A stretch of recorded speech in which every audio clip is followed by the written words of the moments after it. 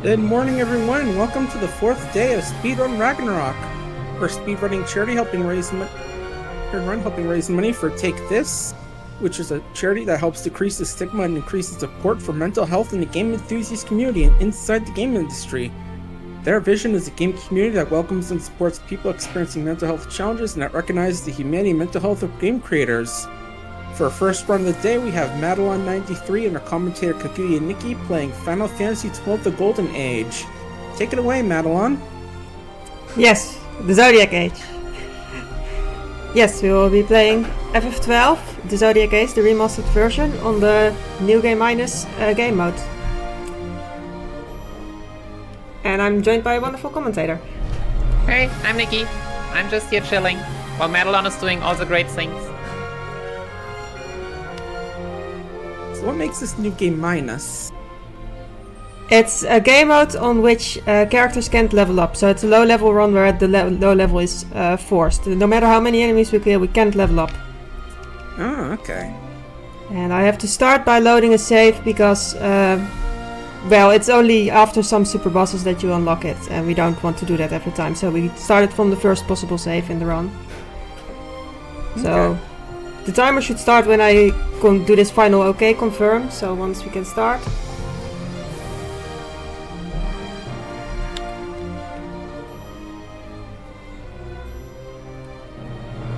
I think we can just count down. Start. We can. Okay. Starting in 5, 4, 3, 2, 1, go. I love how they were so incredibly consistent in their choice of how to start this game mode. So yeah, and the Zodiac Age version is the remaster of the original Japanese-only International Zodiac job system. There also you had to like beat the extra trial mode in order to unlock this special game mode called Weak Mode back then. If you are playing on PC, you can just start New Game Minus in the main screen and you do not need to do any of these special things. Because obviously trying to spend like, I don't know, 20 minutes just in order to get a run starting is Yeah, exactly, which is why the community just decided, like, in the tutorial section, the first save you can make, just make a save there and start to run from there. There's not really much that has been before that anyway. And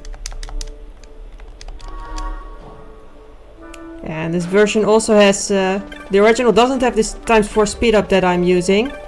So the reason that we're running so fast is that this version just has this inbuilt speed up where you can just do everything ×4. So that's why I'm running around in ×4.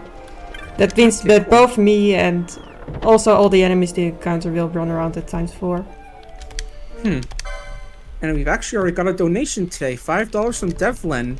No comment, but it's going to our first incentive of the day, a blindfolded Gabrant and Dr. Sid fight for Final Fantasy XII The Zodiac Age.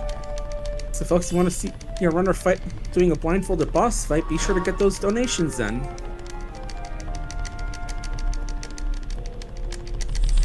Yes, I do hope we get to see that, or you get to see that. I won't.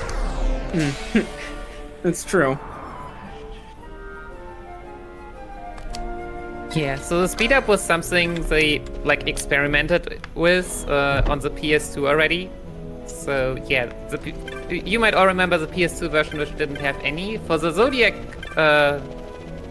version, they started, which I think was basically just trying to like maximize the frame rate.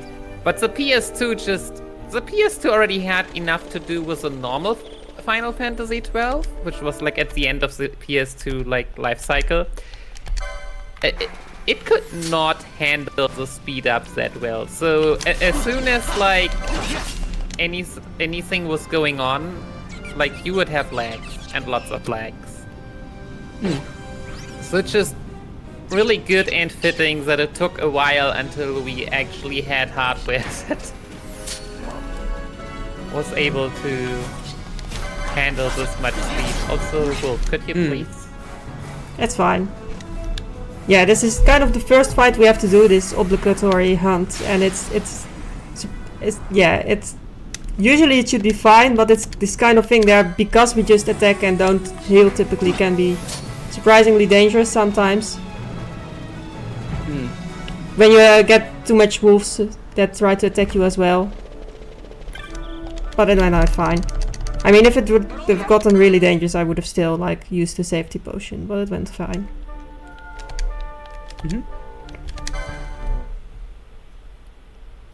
But yeah, speaking of that first percent of it, when exactly does it end? It says we end when we finish fighting Hashmal, but how far into the run do you think that is? Like around 3 hours, it's pretty far in. It's like one of the latest bosses. Okay, so we'll have plenty of time for people to get donations in for that incentive. That's good. Yeah. It's like not on the final dungeon, but the dungeon before that, it's the final boss essentially. So for people who played it, it's at the Pharos of Ridarana, at the top of that lighthouse. Okay. And here we... So, oh. Go ahead. Nope. Here we... Mont Blanc. Indeed. We need to get... No. This is not something you have to do for the story, this is something we choose to do to get our clan membership, and the reason is that it unlocks the clan shop, the clan provisioner.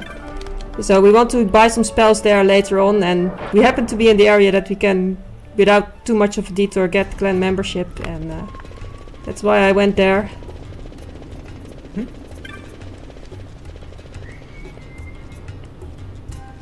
Yeah, so the spicy thing about New Game Minus at the moment, I'm not sure if on all platforms, but at least on PC, which is the most run one. New Game Minus, even though it prevents us from getting experience, the world record is currently faster than the any percentile. Wow. Because apparently getting XP is slow. I suppose that's true. Yeah, it means that probably after I'm done with New Game Minus, I want to look at any percent as well, because it shows that there's probably some potential to also apply some of the stuff we do in New Game Minus there as well. Because right now it's a completely different route, but it's a sign that the end percent route isn't as optimal as it could be if you can go faster without leveling up. So we will also see some strategies which it just only work because we aren't able to level up. Yeah. Which is, yeah. Aren't that easily convertible? Yeah, we'll have to see how well it converts. Just Because have it's, to especially at the start, like there's some later parts where we deliberately keep characters at low health. And the setup for that, there's things you can do that make it easier that wouldn't work as well at any percent. The idea is essentially to also make use of equipment that boosts HP, and like that boost relative is a lot higher if you're already forced at low level.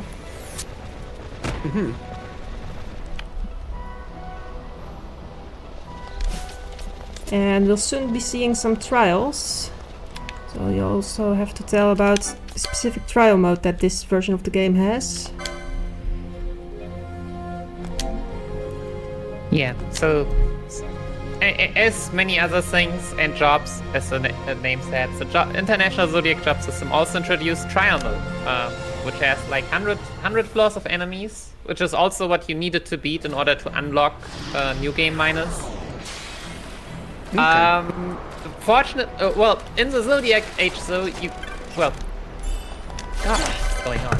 In the original, those two were separated, so you could load saves from the main game, but whatever happens in trial mode stays in trial mode.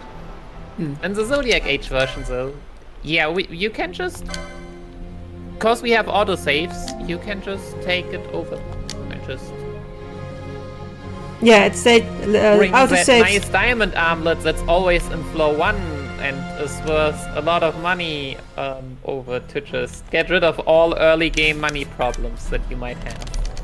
Very nice. Yeah, it autosaves after every zone change and then trials after every stage of trials. And indeed, the first stage has the chest with the diamond armlet, which is worth 6,000 gil, which is a lot. And so we just do the first stage, grab the chest, and then we have that 6,000 gil available. Oh.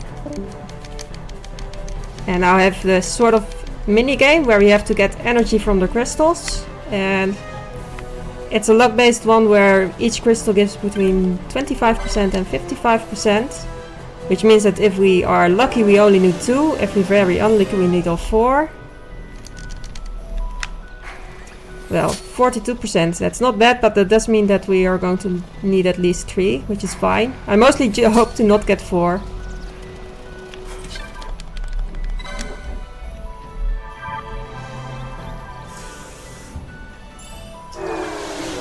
76%. This is a guaranteed 3 crystal now. Now we have definitely enough of the third one to fill it up to 100%. Nice.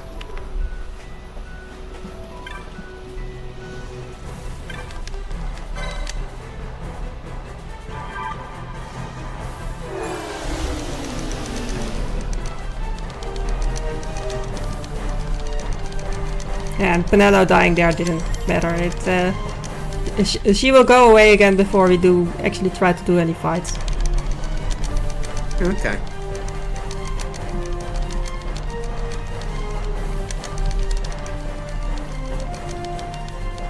And now we completed this mini game with this boy that wanted us to fill this stone. Go back to the village.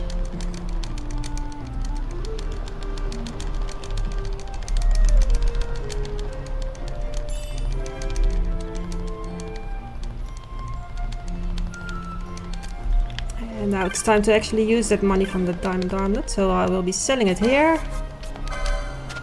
And I buy the dark spell, some potions just in case, and some bullets. And the bullets are for much later, because very much in the late game we'll be starting to use guns, and you can only use guns when you have bullets. And there's some cheap bullets here, so we already buy them way in advance. So the more relevant thing I bought was the dark spell, which is an area of effect spell, and it's very good for early damage once we teach some characters to be able to use it. Nice.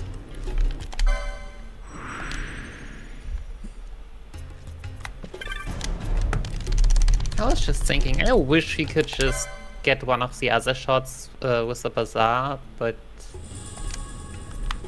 I think both of them have like one for which you would have to go a bit out of the way. So for not too much extra effort you could get Silent Shot, which, well, just inflicts silence extra, or Aqua Shot, which is water elemental. Yeah, right now we go for very basic bullets essentially, and let all the work do by the guns themselves in terms of attack power.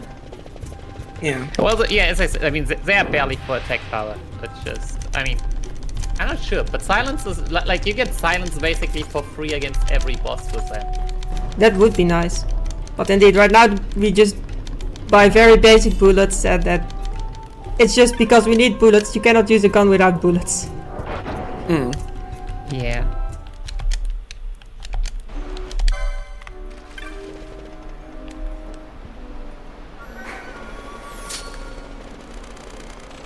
Yeah, but for most area of enemies what you see is we just flee past, because that's faster than try to fight everything. Yeah, also these enemies just don't give basically any, I mean, they don't give experience anyways, but we also have one character, so we are not fast in killing stuff. Also nice Razorfin. We survived! Enemy that almost is out to murder you. It's not impossible to die to fish, but it's rare. Yeah, the chance of a fish killing you is zero, but not slow, but never impossible.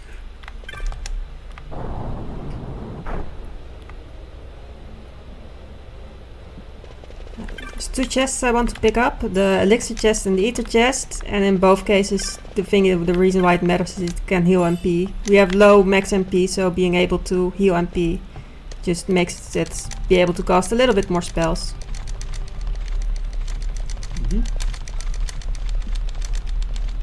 Then we have the Hey Buckethead minigame, where there's these guards and you have to shout at them to lure them to your current position, and that way make a way free where you don't get too close to the guards that they actually catch you. Hey Buckethead! Hey Buckethead! See, there are different things that one can say here, and somehow Hey Buckethead has turned it into a meme of the community. I'm not even sure how. It is. Well, it's Hey Buckethead. Very Like old. it's either hello or what was it? Over here. Like there are two boring options, and then there's Hey Buckethead. So obviously we want to hear Hey Buckethead. Over here. Yeah. Hello. Ah, now we heard all of them. Let's see which one we get for the last one. Hey, Buckethead. Hey Buckethead! Hey, Buckethead. I take it. Two Hey Bucketheads. I'm getting used to have the correct positions with this times 4 speed, but otherwise it's always the same positions where you need to shout. And then you open up the secret passageway.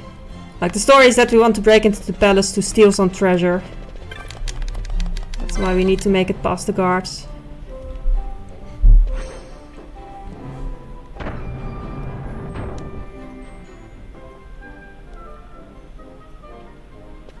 And yeah, lots of narrow rooms, which is great on 4 times speed. It makes maneuvering really amazing. This room already, making it to the switch is easy. Making it from the switch to the door is a pain.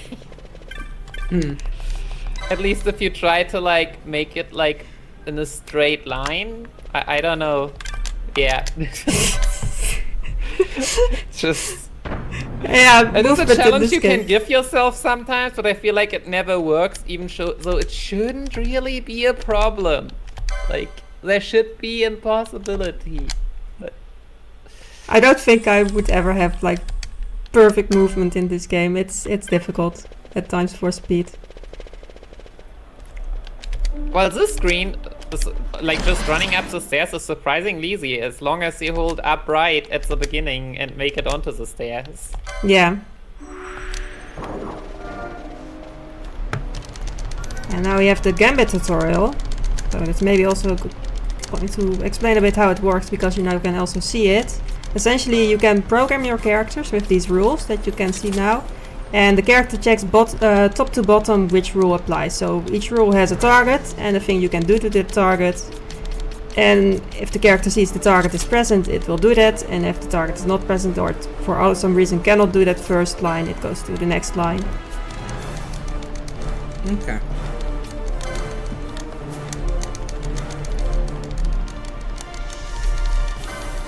And we do quite use it a lot because it's much faster, especially when we play at times 4 speed. It's much faster to have rules set for what these characters should do than try to input everything manually. You can always manually override what they should do, but if you don't tell them manually what to do, then they will follow their gambits.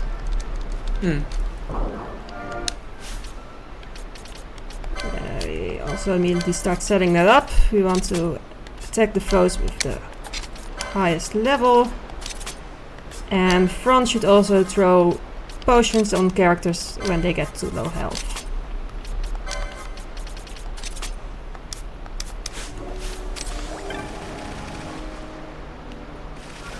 And here we actually do kill some enemies on the way, and the reason is for license points. So even though we don't get experience, there's also this separate system that's separate from leveling up that you get license points where you can learn abilities associated with a job. You can choose, right now we can choose one job per character, later on you can choose a second job. And for all the abilities you unlock for the job, like learning spells, learning to wear certain equipment, that all costs license points.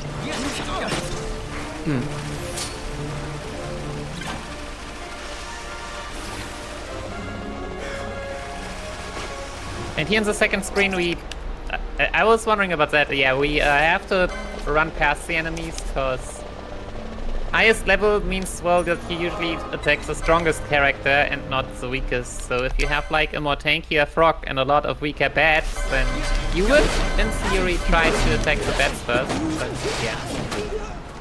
Yeah, we don't want to attack the frogs. They're a bit too strong for killing very fast. But we should have enough with these on those screens. We also get... Also the best way to get license points is the trial mode, which we talked about earlier, which despite also, it doesn't only give that chest in the first level, although we also definitely want to pick up that again. But also the trial enemies give a lot of LP, much more than what you typically find in the overworld. So the fastest way to get these license points is through the trial modes. And now that we have our guest Amalia, who can also help with the healing, it's a good time to do some extra trials.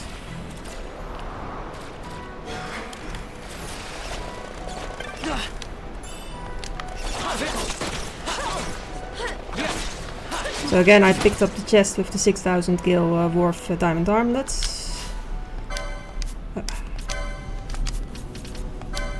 And now we actually give our characters a job. And I make Van and Balfir into a red battle mage, and the reason is that that is the job where you can immediately teach them the dark spell that we bought just before.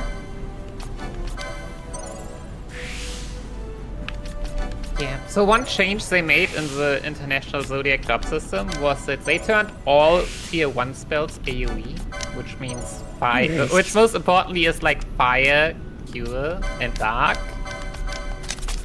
They changed that back in Zodiac Age for cure and fire. They did not change that back for dark. Oh. And just type-wise, it's also like nothing in the early, well, no boss in the early game or nothing that matters resists dark. And later on we'll even have one boss that is weak to dark. So it's just a really good spell that carries through the early. No! Oh.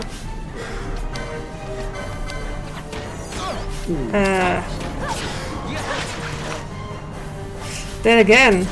There. Man. Well, see, yeah, I have to check how the LP is going then later, because Vance... Might have to kill some more on the way. Yeah, and Barham perhaps as well. The reason I'm upset about Van dying, like, we have Phoenix down, so we can revive him, but the reason I'm upset is that dead characters don't get license points, and Van's license points in the early game are a bit more tight. And I also want to use an Eater, because his MP was running out as well, and we want to have MP for this small fight, so we can also cast Dark on these plants and to fight quickly. That was These quite... flans are good and standard flans, so you can use weapons, but if you have a spell, you really want to use a spell.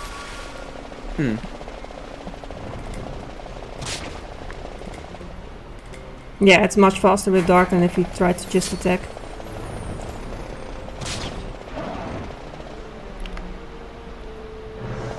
Nice 2 HP. Someone living on the edge here. I mean, we were going to touch the crystal anyway, in this case. Like, the crystals completely heal you, which is why for this boss fight I definitely always want to touch it. Also, Fire Main is a fire boss, which means it deals less damage when we're in the water, which is why I flee to the water parts of this area. This makes sense.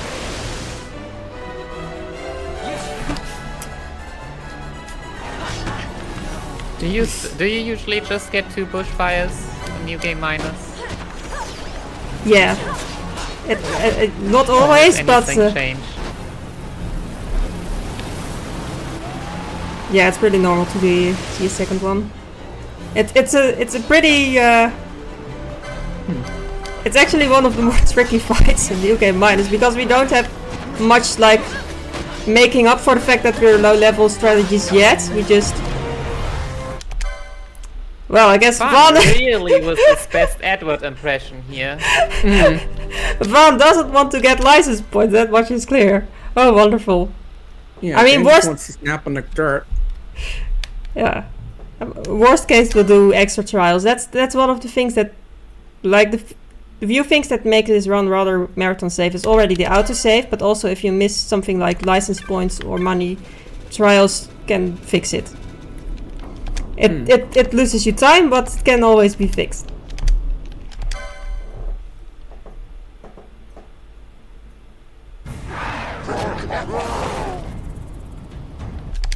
Yeah, oh no, they have taken away all our weapons. Whatever shall we do?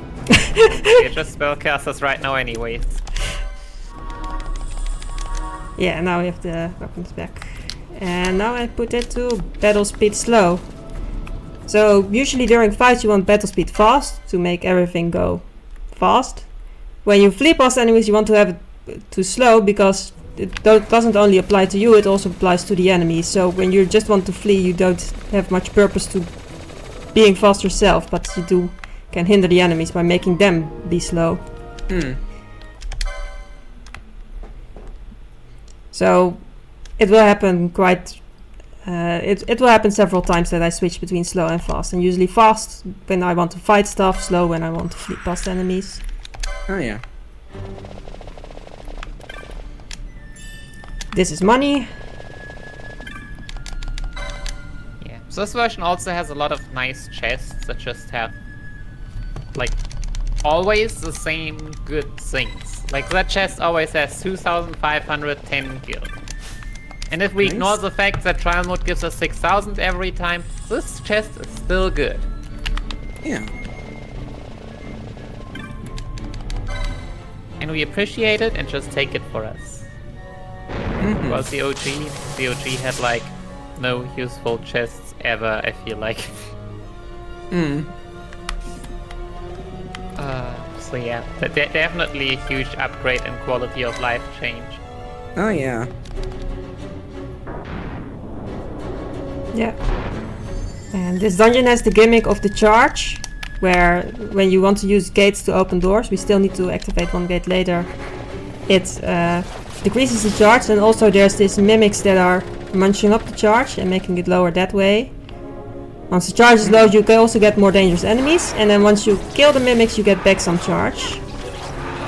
I do think dangerous is relative. I need PS2OA, I'm not sure if they still do, but that grind on undeads here for a while. But obviously, as dark casters, dark does not work on undead enemies. Okay, yeah, makes sense. So they absorb that, so yeah, that's a bit annoying. We have to play with those.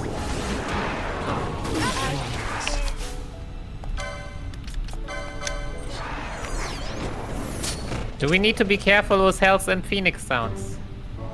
At some so you point. only have 2 left. Yeah, it will be fine. Oh, Yeah, I'm sure we'll be fine.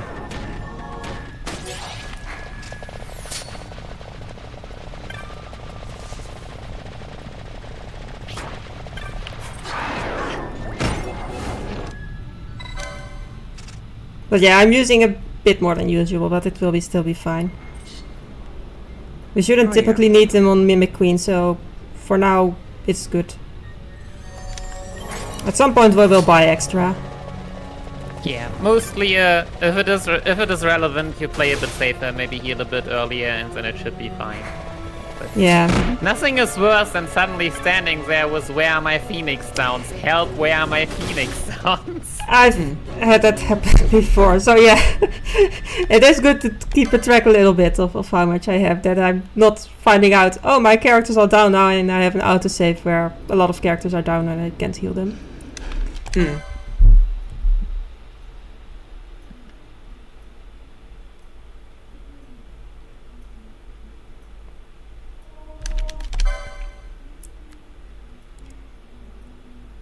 And now we have made it to a point where I can just touch a crystal again, so now I'll health again. I'm also going to do this menu here because, yes, I am short 1 license points. Only 1. Only 1. I killed a few extra enemies already, so I find So some yeah, there you mimics saw on the some way. skeletons.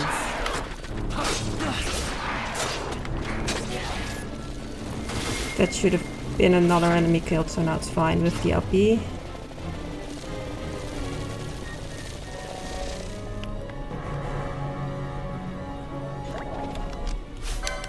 And now we go to fast because we're about to do a boss fight. And the reason I need this LP is I need to get the license to actually equip the diamond armlet for a bit. We will later sell it, but for now we want to equip it. Because it gives us immunity to thunder damage. Guess what elements there, well. Oh. Yeah, definitely seemed like you're doing the thunder with those battery mimics. Yes, this next boss will do mostly thunder damage, and we will have now a character that is immune to that, and that is the character we want to run forward and close to the boss. So hopefully Vaan is now taking all the non-damage. There's also various cinematic attacks that this boss can do. We'll probably see at least one here, Shockstorm. This one is also thunder damage. One of the cinematic attacks that it can do is Ground Shaker. That is the one non-thunder damage attack that it can do. But everything else... There's Ground Shaker. Also praise this boss for not summoning undeads when the elemental charge is low.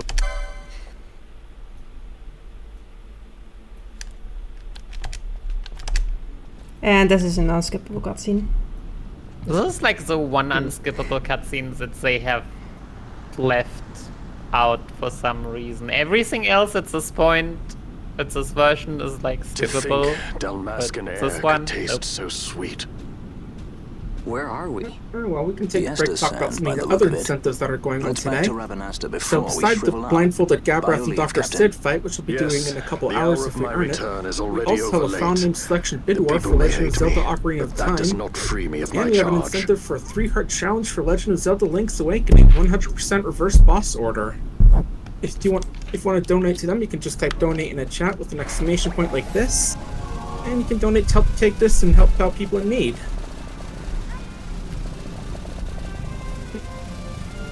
You got a cat. Yes. And joined by a special guest today, it seems.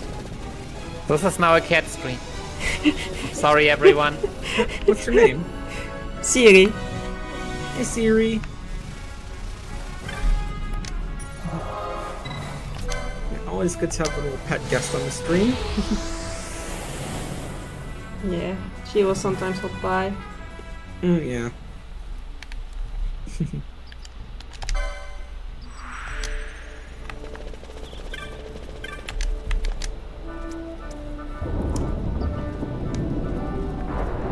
Yeah, and here it's mostly talking to the right people to progress the story. We're back. The only time that that the characters actually leave again. After this, we'll just pick up everyone and they will stay with us forever. Even though Balseer pretends otherwise on Arcades later on.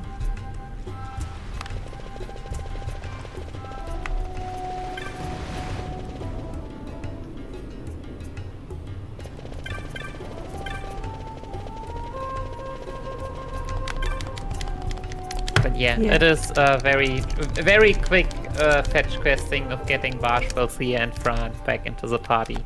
So. Okay. Yep, we had to deliver a sword that will get Bosch to our party.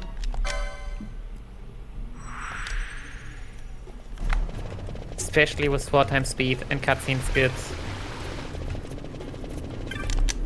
Like, this game has like, what, 6 hours of cutscenes? How long was the I think the 12 hours for FF12 would still fit if you run with cutscenes.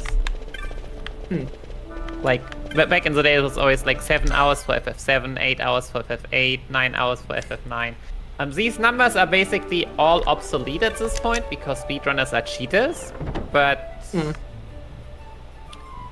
because except for FF8, I believe, well, FF8 console that is,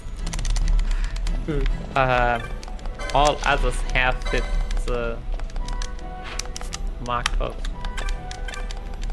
sub the amount of hours that the number they have. Yeah, these later Final Fantasies tend to get a lot of cutscenes. Yeah. That's just what voice acting does, more or less. Oh yeah, true. Or, well, 7, 8, and 9 didn't have voice acting, I guess. But Oh yeah, true. Yeah. I think, yeah, 10 was probably the first one to have it.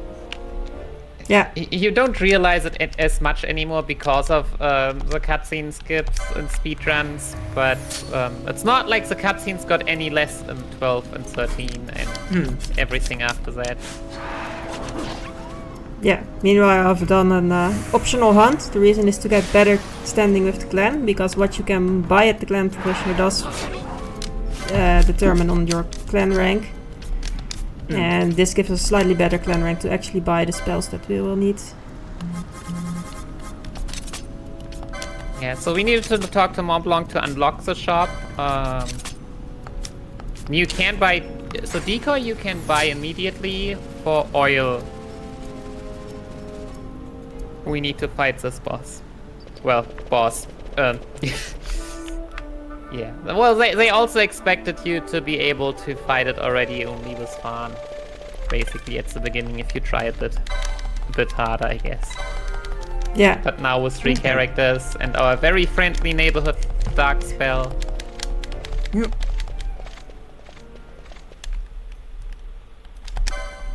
Yeah, and oil, if you cast oil on an enemy, then it takes times 3 fire damage. So that will be quite useful much later. Oh yeah. Yeah, and decoy is basically a taunt status too. Well, if it then works, which, I mean, it's supposedly people have gotten okay with it in TZA most of the time. I mean, yeah. you need to make sure that the character is also visible to the enemy, so you need to also be a bit careful with it. Otherwise, it does work quite well. It's used a lot in this run. Decoy is actually quite important to the route. Because we have very squishy damage dealers, so actually making sure that enemy attacks are focused on your tank is incredibly useful when we just don't develop the other characters to take much hits. And even late... I was gonna say, everyone's squishy when you can't level up that much. Yeah, and then later on we even have characters that we deliberately keep at low health, so they just will die to everything that hits them. So they better not get hit. Mm-hmm.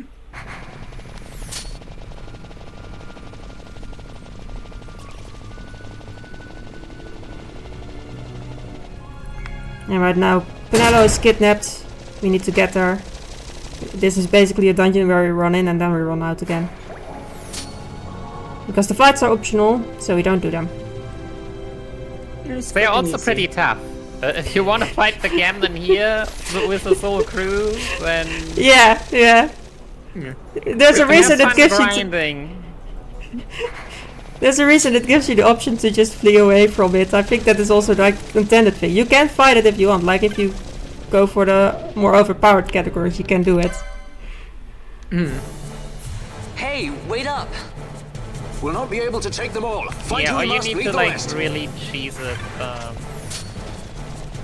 Like there was in the OG version, there was at least one person who even in any percent did not the Gamnon. What was his name? I forgot. But yeah, where you basically grind LP on one of those guys, and basically what you do is you shoot him once and you screen transition, and then you shoot him once and you screen transition. Always running around a block. Basically, that's on both sides of the screen. Just is like, yeah. If you take your time, then you could, but yeah, obviously, we don't take our time in the speedrun. Of course not.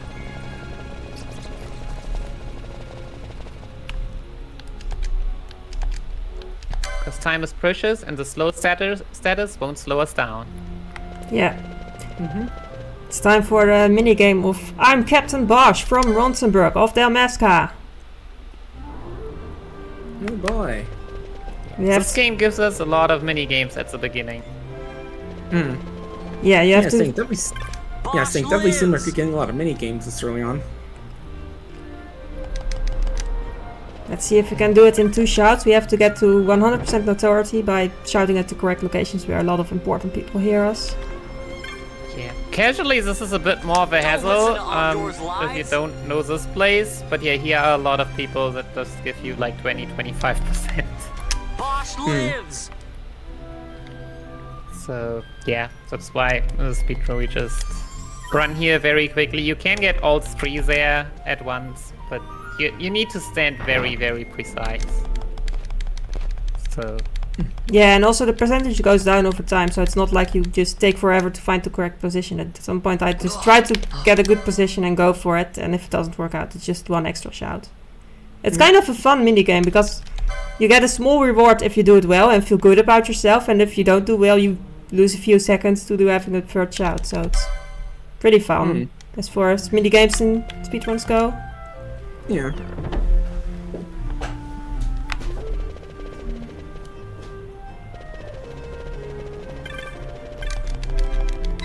Yeah, so obviously, the shouting or cutscenes and all, we always talking of 4 times speed, but those are not sped up.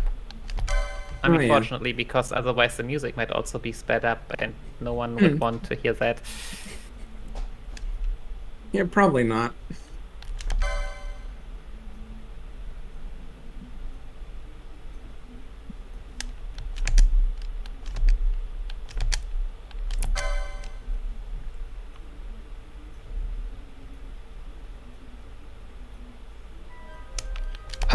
Which airship are we in right now? Leviathan? Yeah, this is the Leviathan. Oh, okay. For once, it is not a giant sea snake.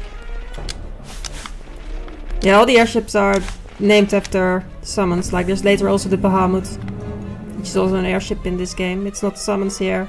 Summons have completely different names in this game. Okay. Praise the world of Ivalice, the world of Final Fantasy Tactics and FF12 games, of which there are a few. Yeah. Yeah, I remember playing a bit of Tactics Advance when I was younger. Yeah, maybe also explain why I run a little bit at circles at the start here, because step count is starting to matter now. Yeah, so there is a small little move called Traveler. Traveler checks your steps. It deals the most amount of damage, which is almost 10k if you are 990 to 999 steps away from the last time you used Traveler. Oh, okay. It resets every 1,000 steps. So Fear not their numbers. the Take numbers down the after leaders that, and the others will digits follow. before that don't matter. Only the last 3. So we didn't use Traveler yet, so the default value is 0. And we also never learned Traveler, but we got Bosler for it. Okay. Bosler knows Traveler, so yeah, that makes him pretty strong if used correctly. Yeah. I can Yeah. imagine. We will use it a lot because that's a lot of damage for our small little under-leveled party. Oh, yeah. Yeah, Vossler is a guest party member. We have it for a few parts. Whenever we have him as a guest, we have Traveler, and it's very powerful. So usually when we have Vossler as a guest, that means bosses will be dealt with Traveler. Okay.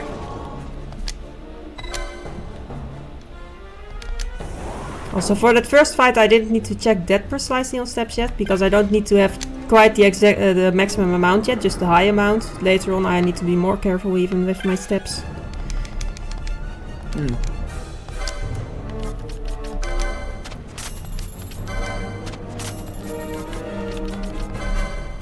New armor, new spells. Well, just one. Yeah, Alright. just a Oh, protect spell for some extra defense on the tank. And indeed new armor for Ash, or new party member that we get here to wear. And some gold needles for safety in case we get petrified. I usually don't need them, but especially for a marathon run. If we do need them, we do want to have them. Yeah, marathon luck. You know it is. Definitely seen a bit of that already. Not in this run, but in other runs. Yeah. That's never happened before. It's one of all our favorite phrases in Marathon Run. Absolutely.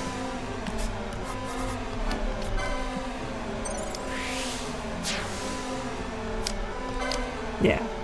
Fran and Bash will get the machinist job for much later, because that will make them use guns. So for now, more relevant is that Ash gets the bushy roll, which makes her learn to wear that equipment we just bought, as well get some extra HP. So right now she is essentially your tank. Okay.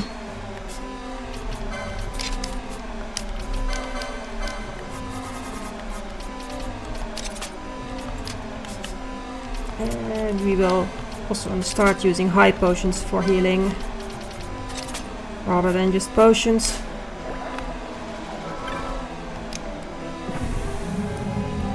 I think we got some from our inventory because Vosser brought some along. Nice.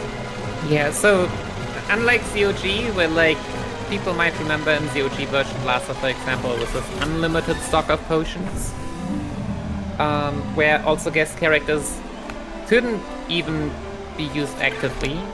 Yeah, in this game we have complete control over them. But that also means that they take items from our stack, but at the same time, when a guest character joins, like Ash earlier, or Amalia, Vossler both times, I actually think both times he brings the Dispel modes. Yeah, I think so. 3 every time, so the high potions might be from Ash. But yeah, everyone always brings a little bit of items with them. That's nice. Which most of them are actually used, if not all of them. Awesome. At some point. A lot of them, what they bring you is... still use the shock mode, but... Yes, we do. So a lot of what we get, we do use. Also, I picked up the 2 chests with reflector mode, with what is used now. So Vaan is now actually casting spells on self, so they reflect back to the boss here. And the idea is that if you cast spells on the boss, you hit the boss once. If you cast spells on your 3 party members, then you reflect back 3 times and you hit the boss 3 times. So that's a way to triple our damage. Nice. Let's see if we got the... And we did get LP, that's nice. One of the risks we have on that fight is that because that is a boss that also uses spells himself, there's a risk that he will try to cast spells on our party, they will reflect back, and he might die due to his own spell. If that happens, we don't get the license points from the boss fight. Boss fights typically give quite a bit of license points. But you need to kill the boss yourself in order to get that reward.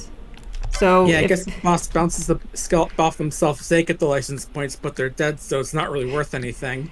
Yes. So yeah, he can steal his own kill, if you're unlucky. Yeah.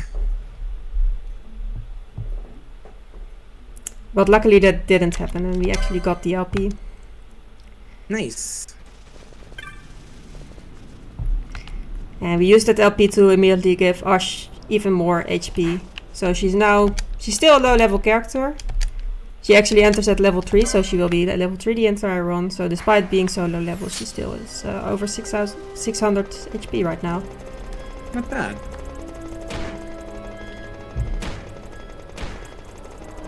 Yeah. So this version just gives a lot more HP nodes than COG did, and it makes this a lot nicer. You actually can get you can even get a lot of HP depending on the jobs that you have. But yeah, I'm not even sure if like the OG HP loss add up to even 1,000, or I think 5 that are... Yo, another rare enemy. Hello, pineapple. Nice.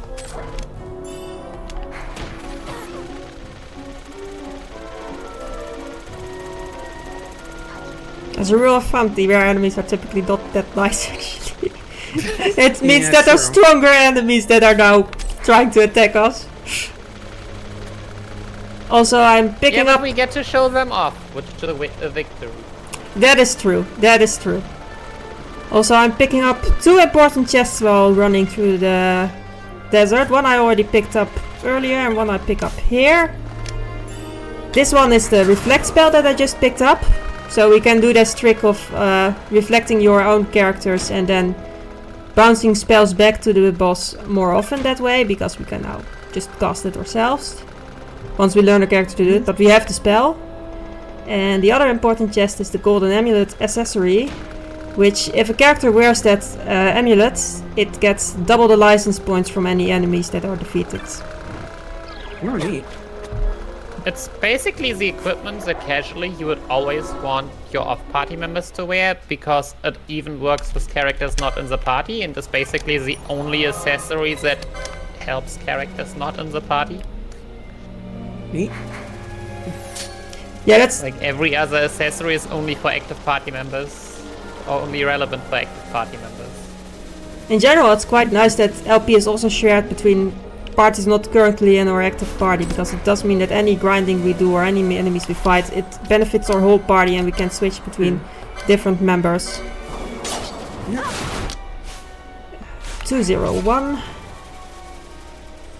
So right now I just 201. I deliberately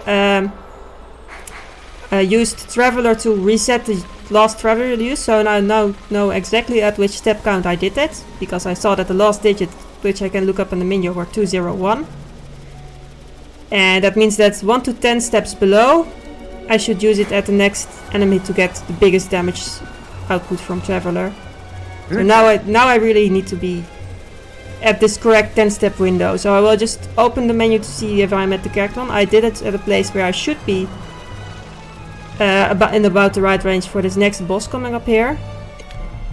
So 201 means I should use it between 191 and 200 essentially. That's 10-step window. You use things stuck on Garuda. Sadness. But yeah, as you can imagine, being that precise on steps with 4 times speed up is it's great. Definitely. That means that you open and close your menu a lot to make sure that it works. But that's Traveler number, well, 1. The first one was a lot nicer. Yeah. Oh, yeah. Do we need to do we need to check again? Yes. Or do you just roll with 195? No, I've also took more steps since then, so I want to know. 196. But yeah, definitely for this part, just open the menu to make sure I'm in the correct range before it hits. And right now I'm just running 3 laps, so I should be in the correct range again for the next boss. Burning steps. Excellent.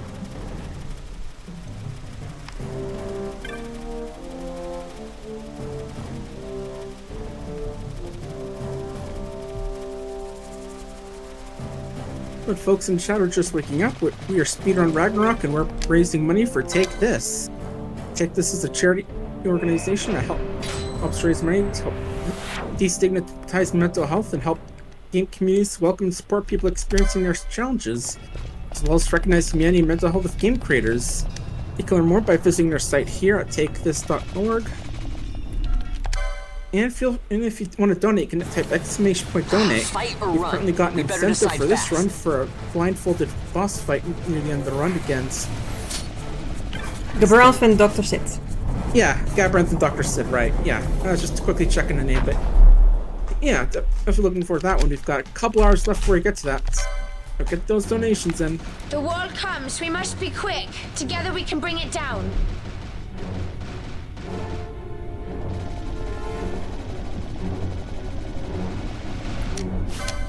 The first demon wall was optional, so we just fled away from it, which is also kind of what the game expects. Because this is the more powerful one. Demon, to do the first demon wall immediately is for the people that do the Gemden immediately. Yes, exactly. You can do it, but have fun strategizing and grinding well.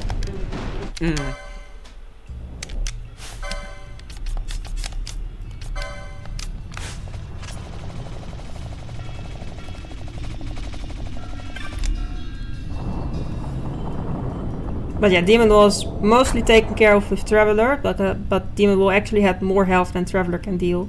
So I also needed... Demon Wall has like 10,090 HP, so you basically need to use a Traveler and tickle it once. Yes. Almost all of it is done by Traveler, but it's still slightly short and you need to attack. Yeah.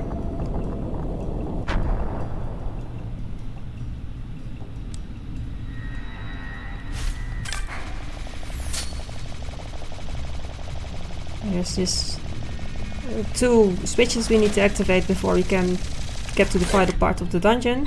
This is one of them. Oh, I forgot to set up the thingy. Well, I'll do it here then and burn more steps, I guess. That was a bit silly. I do need some more Traveler. 774.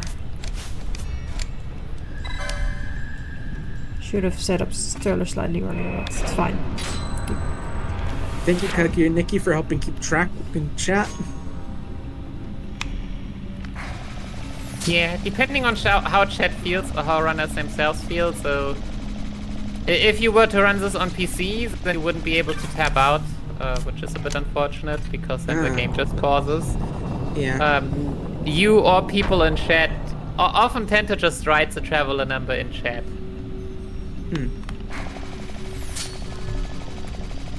Where it's easy to see, just to look it up and be sure. But that's the number that was actually happening. Oh yeah.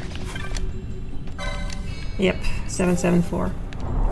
And now we have the second pedestal, now it's fully down and we can get past here.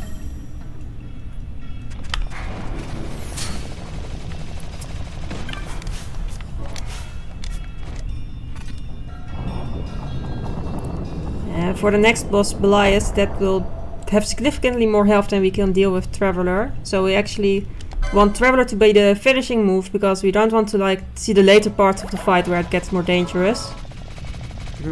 So we want to like the first 40% or so deal normally and then finish off with Traveler. I want some circles because let's activate a Traveler way to lift blades. Should be fine.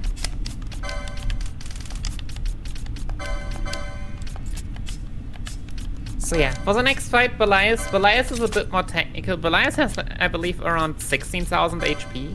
So Traveler still deals a lot, but you also have to be careful because once Belias is at like around 50% HP, it starts using Greater Barrier, which even reduces the Traveler damage. And shortly after that uses Spiranja, which at the current state of our party definitely wipes 3 out of 4 characters out. We'll give Ash probably oil, so that fire damage will be highly increased. And it's just a pain, and we really don't want to need it. So we really want to time our Traveler well towards the end of the fight to skip all of those troublesome things. Oh yeah. Yeah, also I was throwing a bunch of Phoenix Downs with Ash. The reason is because Belias hates characters that throw Phoenix Downs, essentially. Belias keeps track of an enmity score, which character it dislikes the most. And that score gets high if you throw Phoenix Downs, so that way we make sure that Belias hates Ash and attacks Ash, essentially. Nice, one of those smart bosses actually hits the healer. Yeah, but then we abuse it by, like, all our characters were alive, so we didn't need to revive anyone, but we still throw Phoenix Downs and it makes the character go for our tank. Our setup makes it that he like randomly attacks whatever. Oh, okay. While in any percent we also just really throw at him whatever we have and someone heals, because sure, why not? And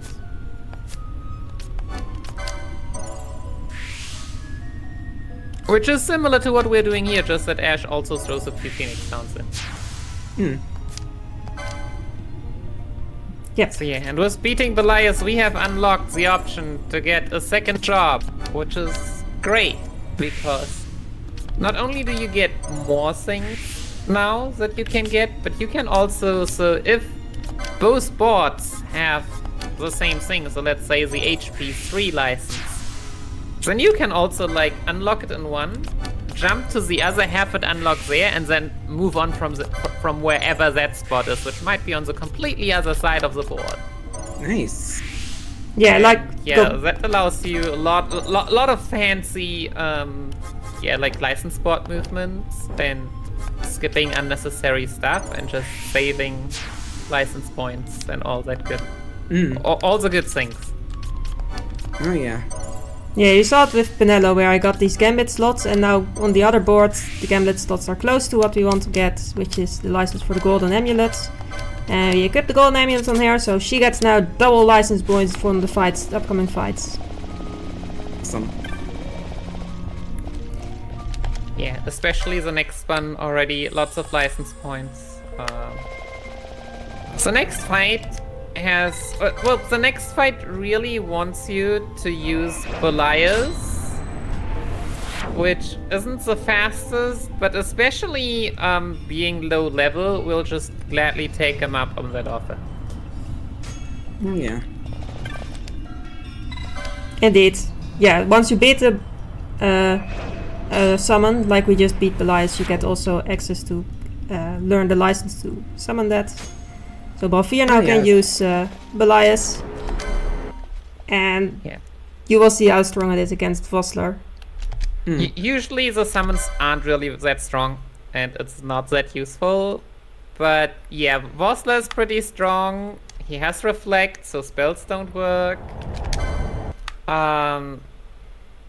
Like any percent, for example, uses the Reflector mode and then reflect spells, and it does somehow kind of work, but also because we have levels. Because Vossler with lower HP starts comboing a lot. But our good friend Belias here is just taking all the aggro and takes absolutely 0 damage. Okay. Only thing to be careful about is that we're doing that with Balfir and not Barsh, because he is really aggro against Barsh, and he is also, I believe, aggro against Barsh. But and Fran is Berserk by default in this fight because story. But the other three are absolutely no problem. Yeah, also these soldiers are dangerous because they will attack Balfir, so I need to clear those out first. And then once that is done, Vossler will be completely focused on Belias. I have a lot of text where Vossler deals 0 damage to Belias, so it's a very unfair duel. And that's the fight. Awesome.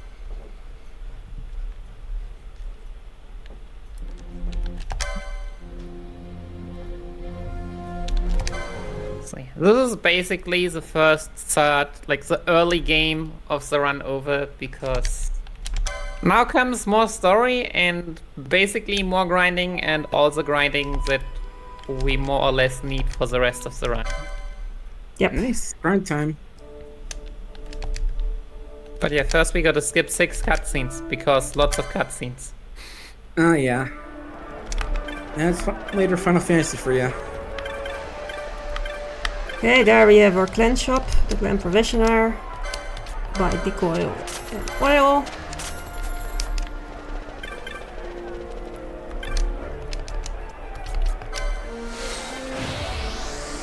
With especially decoy being important to make sure attention of bosses gets focused on the tank. And now we get to use chocobos. Hey! Yay! Chocobos are faster than going on foot. That too, aside from being cool. Yeah, this ride especially on ICJS was fun and showed like the difference because between emulator and console, because on console you basically couldn't make the ride because the game was lagging while the timer was not. Well, on emulator you were barely able to make the ride because the emulator was lagging instead of the game, which meant that the timer was also lagging. Oh, wow. But I mean, PS2 emulation. Yeah.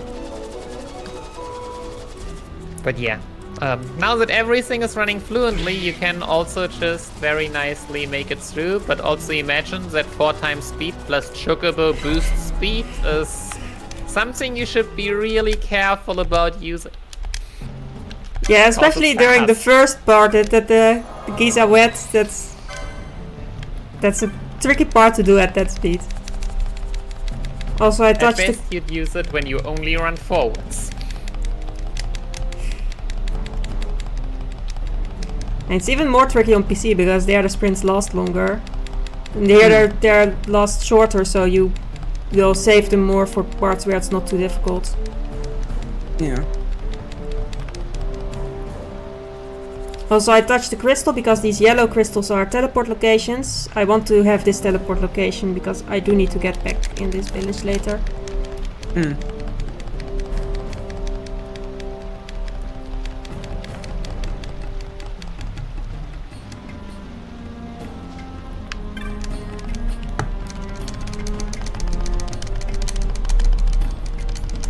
And this is still stored triggers. Yep.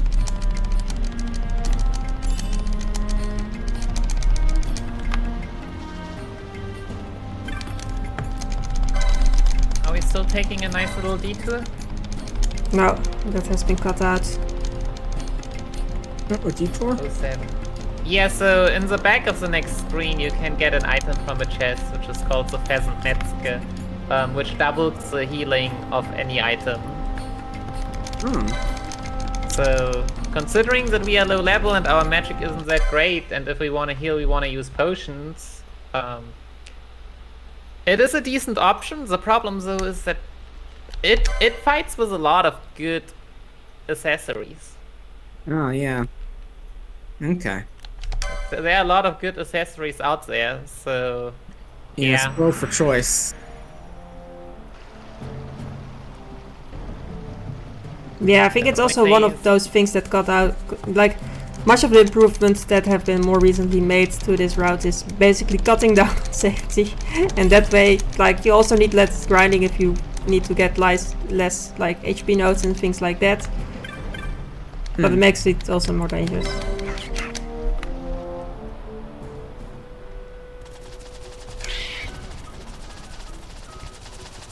And then we go to the next story location, again with a chocobo. Hey.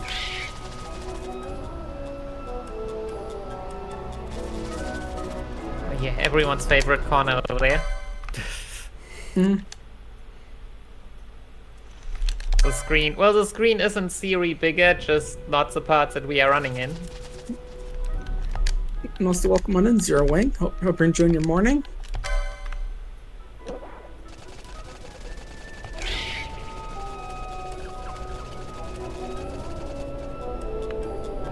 Now it's time to visit Fran's hometown.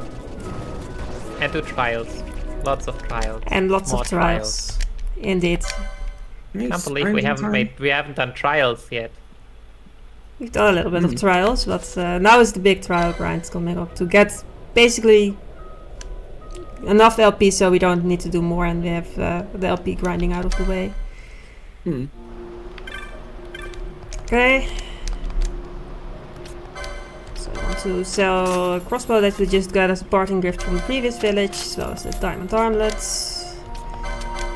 Buy storm staves. Basically, the way we want to deal with trials is with mages. We are in the part of the game where we use a lot of magic. For now, we want to use Tandara. Okay.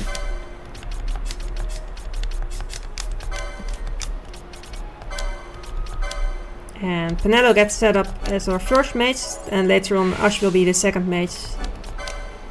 Right now we don't have the LP for doing it for Ash yet, but we start out with Penelo.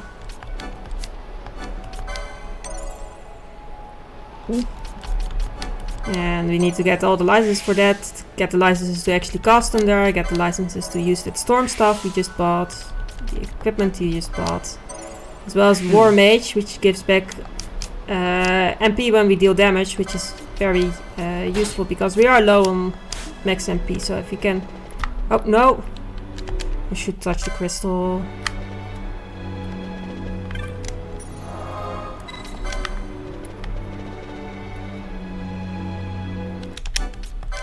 Oh, and I'll just do it in the next thing. Still can't finish the full menu. Should also set up the gambits. loading of the trial mode takes more time than the trial mode itself. Ah, yeah. Always funny that happens. Cause yeah, obviously, like if you want to do it fast, then you just do the early stages where you just simply one-shot the enemies over and over, and also still take diamond armlets, because you just can't say no to 6,000 kills. True. Yeah. reasonably. And the reds are all over this floor anyway, so let them come to you. Yeah. Yeah, should also set up the gambits. We also have Lars as a guest here, which also makes this a good point to do this trial grinding. So we get an extra guest to help us out with the healing a bit. Hmm.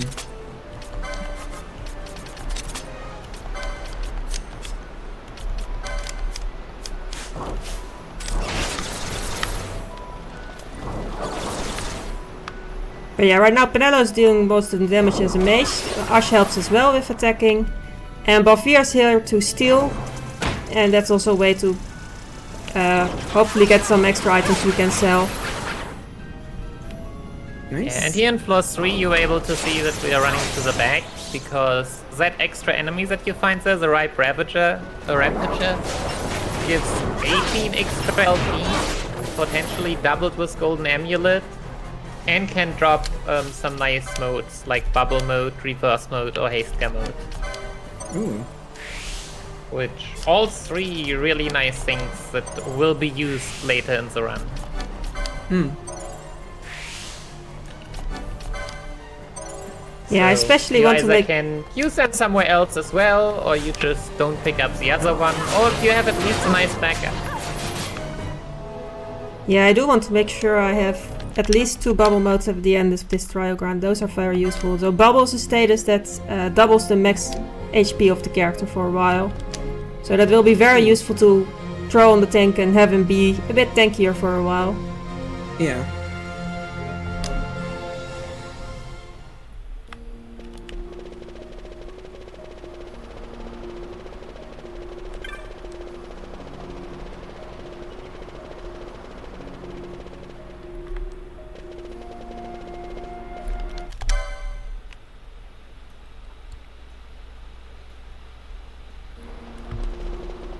Yeah, And again, for those...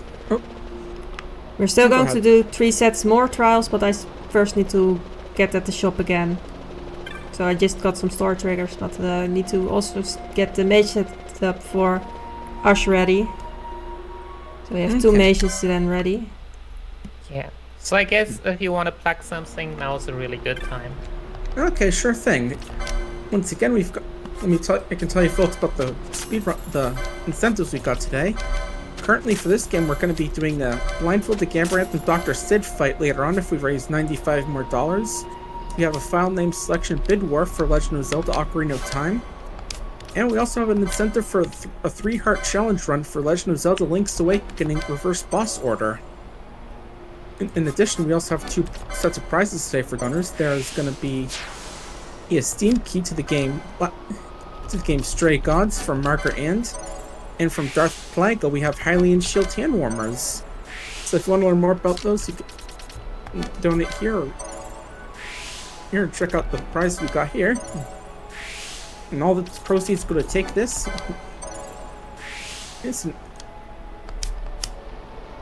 Reach out to gaming communities to help them promote healthier and more productive work environments and ensure they have methods in place for helping employees who suffer from mental illness. So feel free to donate and know that all your money is going to good causes.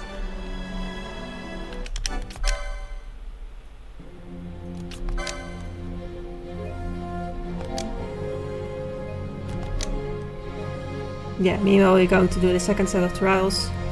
I also just moved the Golden Emerald to Ash, so that we hopefully now quickly get, with the double LP from that, quickly get the LP so Ash can start being a mage as well.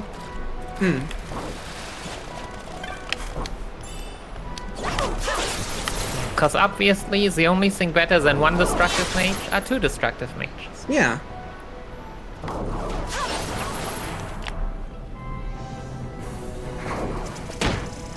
Or as even OG people would say, prepare for trouble and make it double. Oh yeah.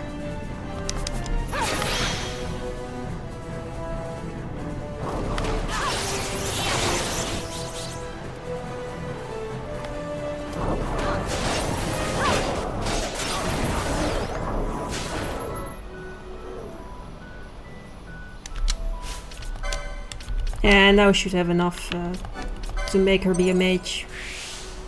Awesome.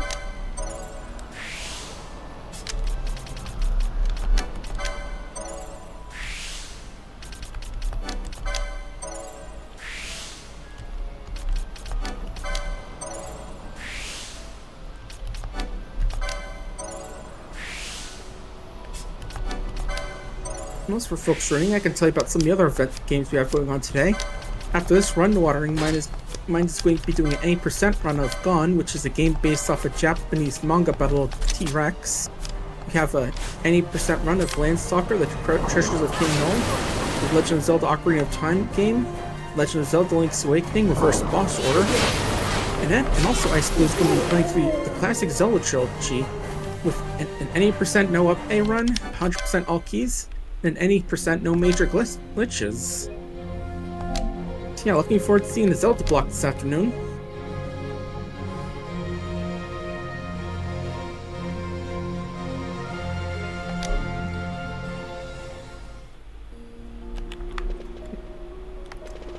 So between trial sets I want to touch the crystal to be fully healed up, so we also have MP back. For the mages. Yep, gotta stay healed up.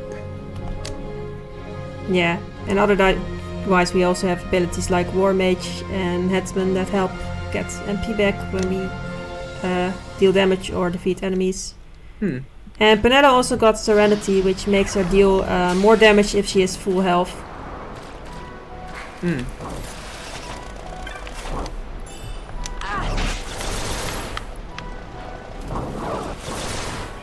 Watching this long grind always makes me think if we can't just do like just 1 or 2 rounds later, so that you don't need to run back and forth all the time because it looks so weird. But it's just somehow you just rarely set up exactly like that it works, but you need the MP for the next boss that you're running into, so... Yeah, I see what you mean. It just works out in that way that you kind of have to like throw it all into one block. Yeah. And go for it. While at the same time, I mean, it's not like you're losing that much time because how long is one such screen transition? And Yeah, it's not sure. like being more OP would help us anything in defeating these small enemies, because like going more floors here would just not do much. Like for example, the floor that you saw at the end, you like have to run a bit to fight a few I'm not sure how they're called, like birdmen, something. Who barely give any LP. And yeah, the next floors are also not much better. Potential items, so yeah, we also try and steal a bit to maybe get some nice rare items. Some of them more helpful than others, but if nothing, we can at least sell them for money. But yeah, the floors after floor 6 are just not that interesting, unfortunately. Yeah. And then floor 10 you have Belias who might just nuke a Firaja onto you, which again is like a long animation, and once you beat floor 10 you get like this long congratulations screen. It's just not worth it, sadly. Yeah. I can see that. Oh, and later on in chat just mentioned that Landstalker is actually an all-equipment run thanks to generous donations. And that's one incident today that we've seen met. I'm curious if we can see some other ones, like the fight work, like the blindfold fight work we could see later on with Gabranth and Dr. Sid. We are currently $95 away from that one. If people...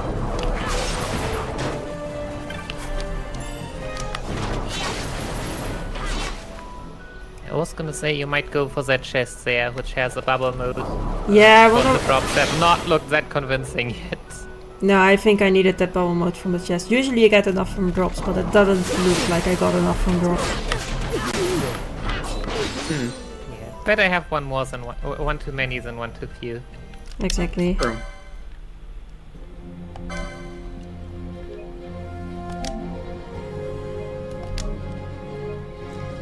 But those were the trials. Awesome. One grind done, but there will be another grind soon enough for the money. Yeah, but that one is grind down, fun. one grind to go.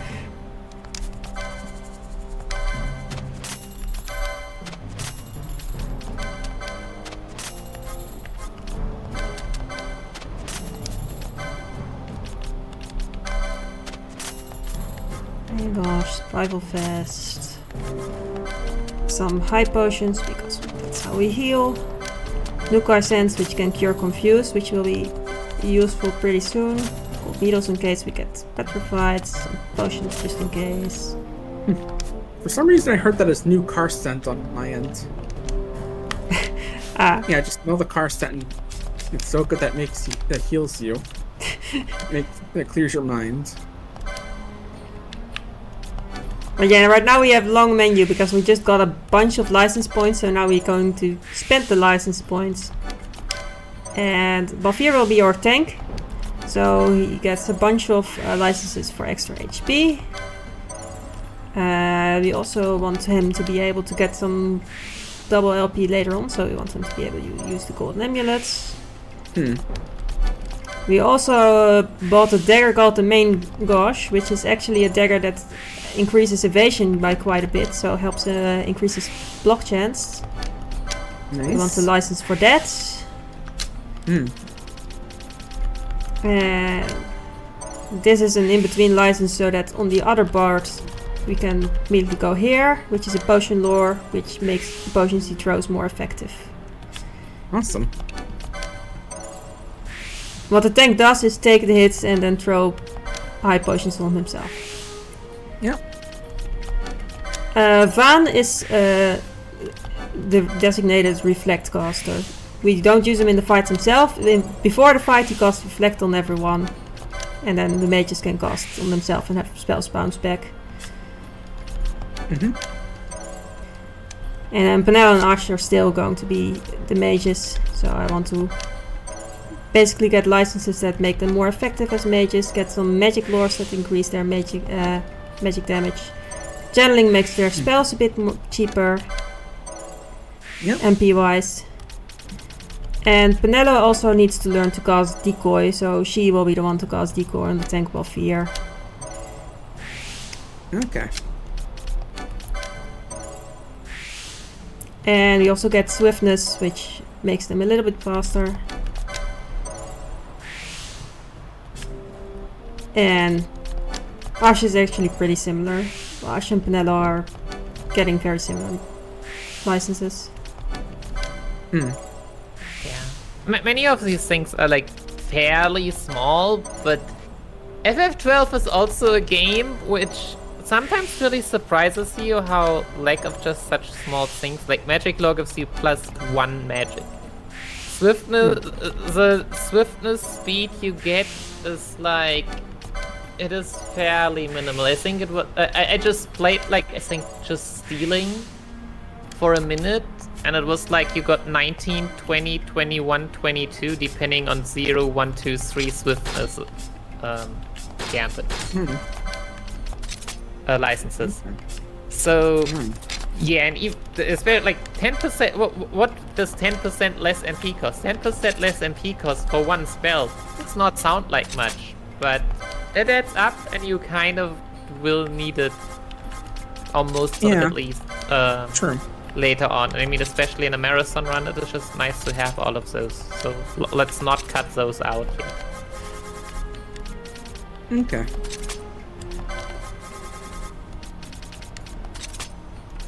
Also, I still can't believe that they renamed smelling salts to Nukai Sand.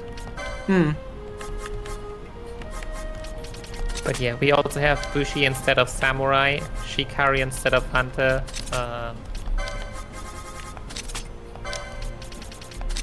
yeah, Lamia's kisses were also... there are a few names that got some fancy new translations.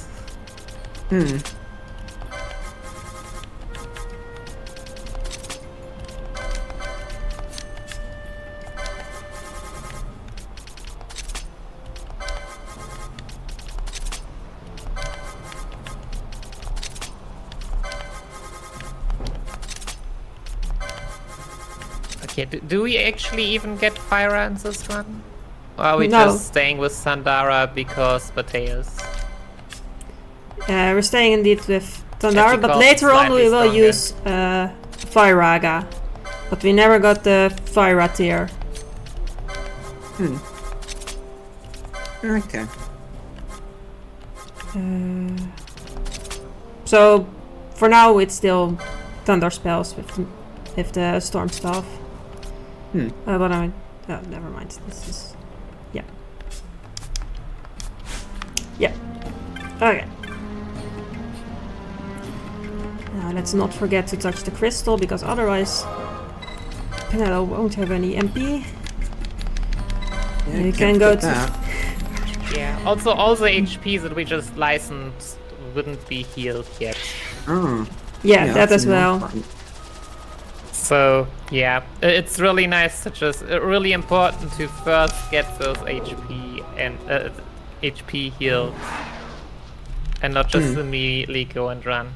Not that it definitely hasn't happened to everyone at least once. Yeah, I'm sure. I mean, in this case, the worst case, it would just like throw more high potions and waste a bit more of those, but still not nice. Still better to get the heal Yeah. this way. Yeah, true. Also, our guest Larsa actually has the spell Bubble, which gives us the bubble status to increase maximum HP for a little while. Well, if the guest can do it, let's make use of it. So he's set up to do that on the tank. Nice. Yeah, there's probably a fair reason of why Bubble is a status that only exists in Final Fantasy XII. Because doubling your max HP is kind of very nice.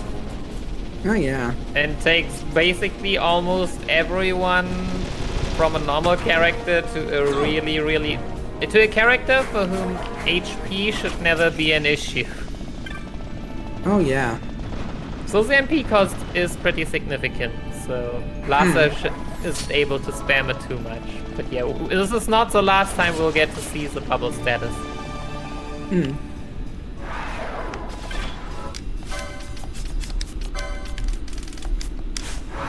Okay, time for the next grinding section. Jellies. They spawn when we do this switch here. And we do that because they have drops that can give us quite a bit of money. The yellow liquids sell for like 500 gil each. Okay. Go.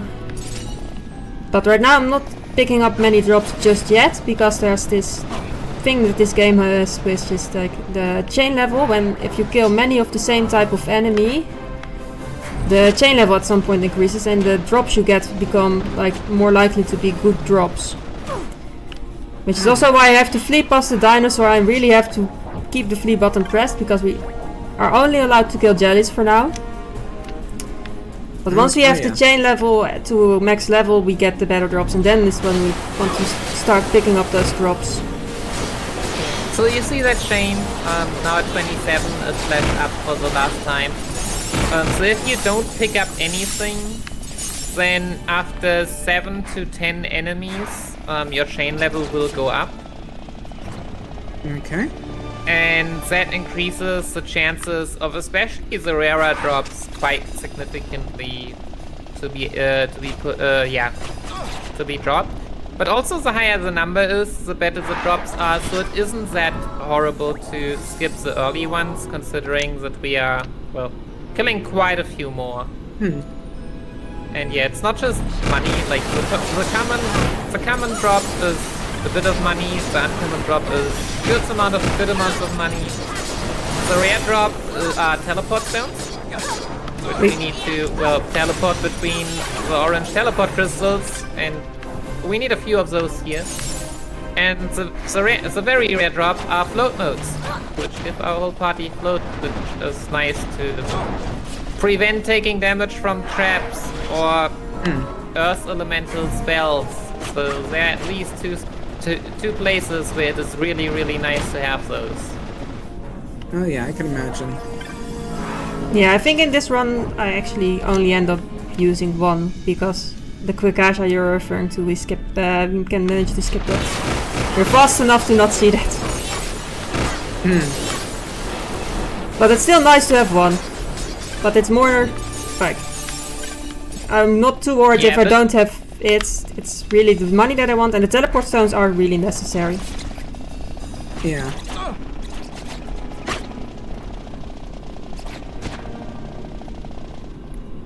we need 2 teleports.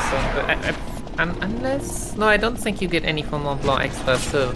You need 2, and at best 4, because otherwise you have to restock in a shop. Yes. But yeah, usually that is not a problem.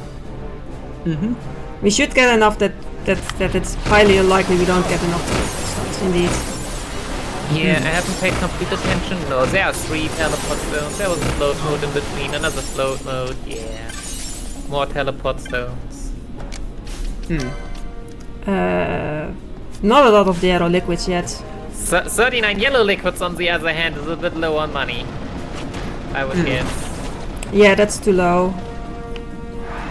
Like, because money is an important objective of this grind, I just personally just check in the menu how much I have at some point and grind until I'm comfortable with what I have. Oh yeah.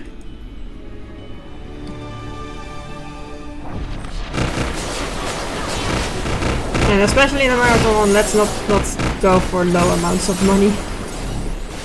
Oh yeah. So how much do I have? 52. I'm aiming for at least 60. So that's probably one more room and then we're done with this.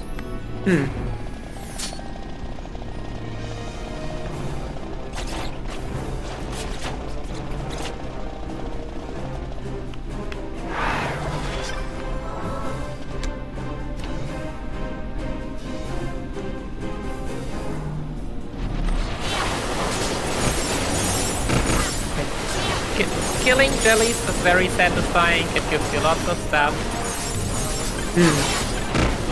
Yeah, they go splat In very theory, good. if you don't one-shot them but are able to tank them well, I believe there are also strategies of just having them like divide a lot and basically, I think even like turning, like having the console run overnight. Oh. And then like grinding with gambits and just having them respawn, because if it just kills them immediately, then they're just all gone. Right? But yeah, lots of things you can do, and they're just the best thing you can go for at the moment. Oh yeah. Doing this menu here because the next boss is dangerous enough that I want to trigger have most of the menu done before I trigger the next autosave. Yeah. You would say, hey, you are grinding so much. Like, how big can the jump for the next boss be? And realistically, the next boss just gets a lot of HP suddenly. Oh. Yeah, I also want to get Spellbound on both the mages, which makes status effects longer. It's important that reflects that will be cast on them lasts long enough. And the tank gets a bit more HP as well as the remaining potion lores to make potions more effective. Oh yeah.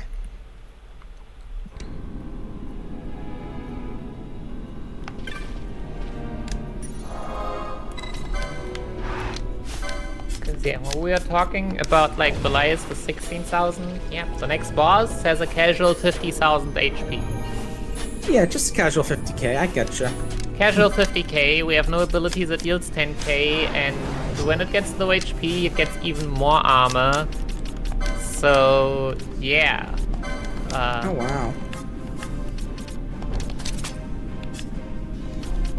It's a good one. It's a good one.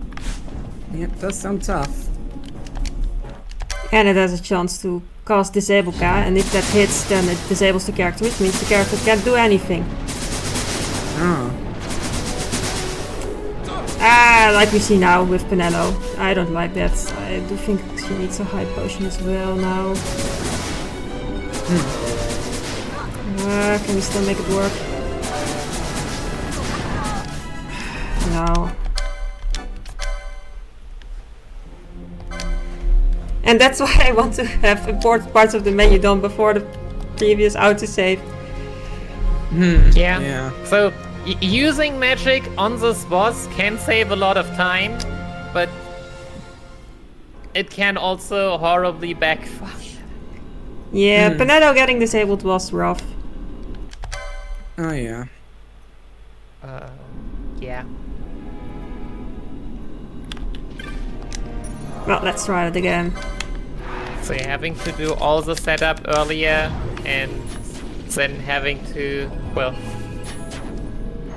Yeah, the reflect cast you need to do here. I cannot do that Hope too much not to earlier. get disable guard on the wrong characters.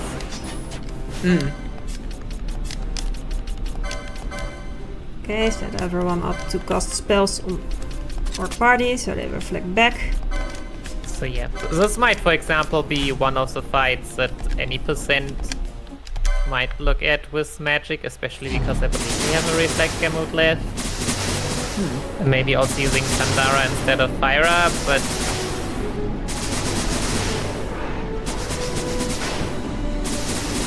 Yeah, I also have I'm to... not looking forward to doing this fight with spells, just saying that. Yeah.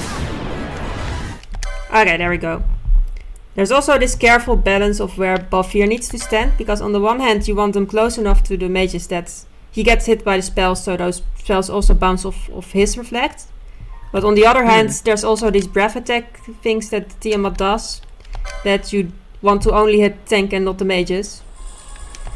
So you kind of have to balance where you stand and make sure that the mages don't get hit too much, but also the bouncing also goes off Balfir. Yep.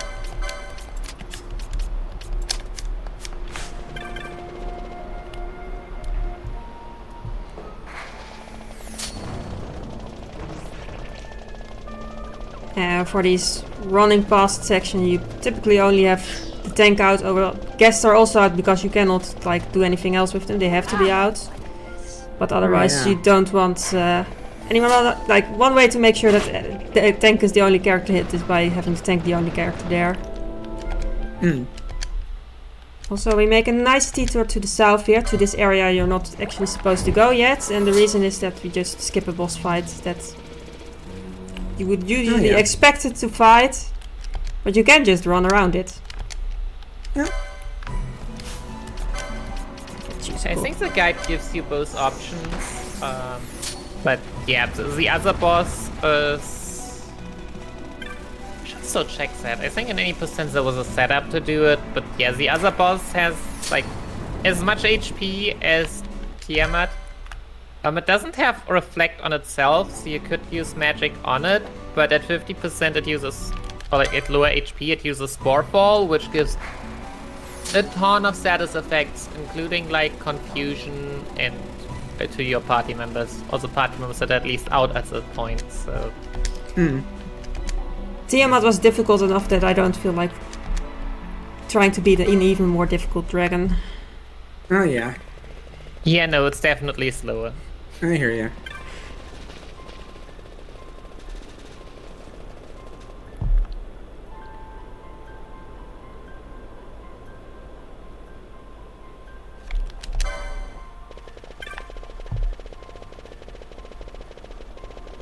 Alright, and now it's time to say goodbye to our friendly guest who was in the party for way longer than the story ever thought he would be. I guess party member. Because in theory all he did with us was go to Eroid, do Tiamat, go here. But somehow that just took half an hour or so because of, well, grinding. Yeah. Like we grind when we have a guest party member that helps with the healing. True, yeah. Might as well make use of them while they're hanging out. Yeah, we make good use of our guests. So when Vostra is a guest, he gets to use Traveler. When Lars is a guest, he gets to be our extra character to heal during grinding. Need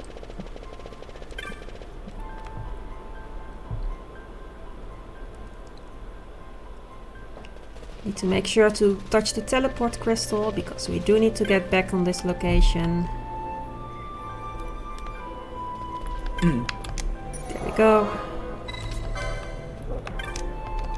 And then we can use a chocobo to get to the next dungeon. Yeah, you don't want to run back, sis.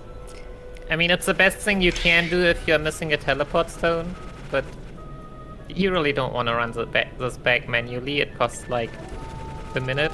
1.5. It's quite the way. Also without chocobos in. Yep. Chocobo time.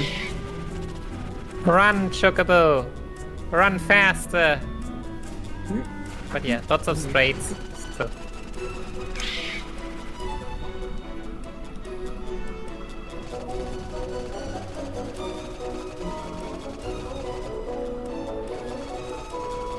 That makes it relatively easy to use the boost.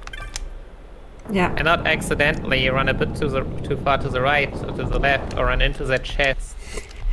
So it apparently isn't a problem on PS. 4? 5, but it's the same 5. version. Yeah, boosts they don't take as long as on PC. Also, it's here important that Balfir has the Dawn Shard equipped, because this is a dungeon where the story is that you have to kind of prove that you're like linked to King Wraithful. So if you have his Dawn Shard equipped, then it's okay to continue. If you don't, it spawns enemies instead when you activate these pedestals. Okay. Yeah, and I believe you even have to beat them, or at least, I guess you have to at least wait a bit until you can activate or touch the pedestal again. Okay. At least it does give a hint that that's what you're supposed to do when you read the text at them, I believe. Not that we're reading text in the speedrun. Yeah. I mean, it's also the story tells you that you need the shard in order to, well, more or less be here. Also, yeah, a few little enemies. They really like to hug you.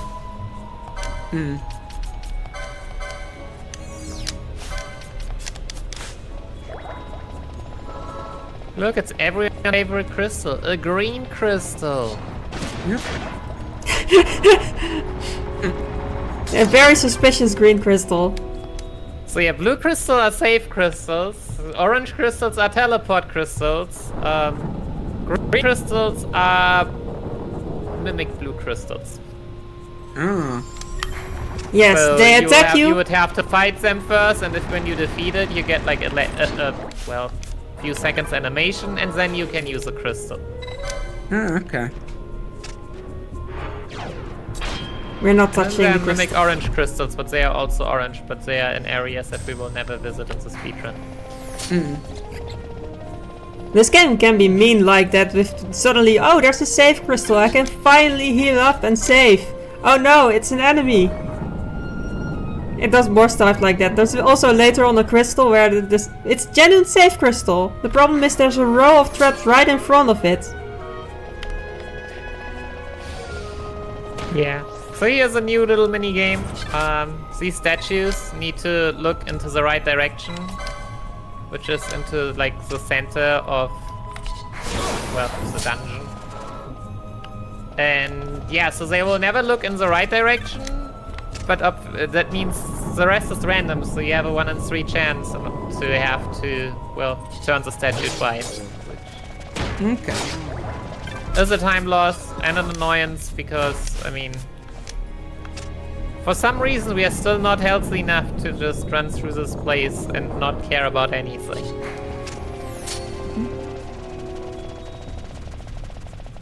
But for I folks see, joining, team left is faster. but for folks joining in with us this morning, you're currently watching our first run of the day for Speedrun Ragnarok. And we're proud to benefit Take This again this year.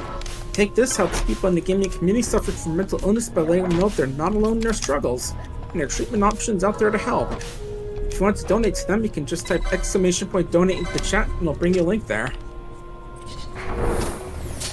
Now, don't forget that donations can go to various intensive. Like for this run, we have we can have our runner fight against Gabriel and Dr. Sid blindfolded.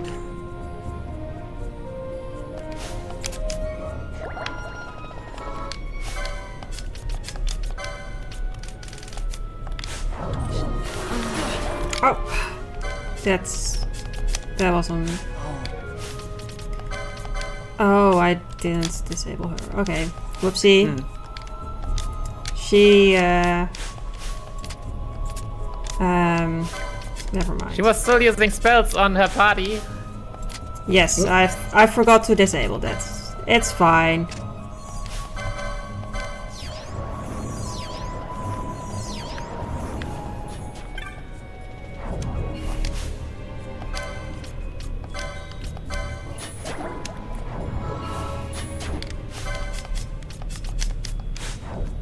Ah, whoops.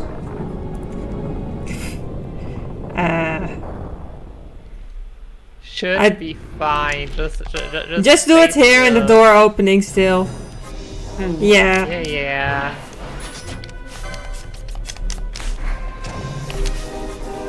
Okay, It everything's takes a while fine. until the boss comes towards you. We're ignoring Ash's position. Ash's position is fine. Ash has HP. Ash is fine. We just need to believe. There we go. Okay, that was not as smoothly as it usually goes. It's fine. But fortunately, Venus Scar's a pushover and no real boss. So. That is true. Like, if I have to one of these next 3, you have to do it wrong. It's better this one. Yeah. Also, we picked up a chest with the Sage's Amulet, which is both makes the wearer cast spells for less MP, so it will be useful for that a bit. It's also worth a lot of money, so we'll use it a bit and then much later sell it. Yeah, it's not just less, it is half. And half is a really big cut. Oh yeah. Definitely sounds up. I mean, in this category we have a dedicated tank and use potions not that much, but if you wanna like use healing spells and use a lot of healing spells, then oh yeah, it you really feel the difference between help wears by MP and oh yeah, I'm chilling.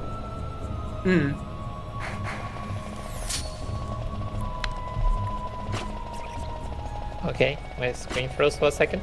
We're fine. Yep, seems fine on my end. Okay.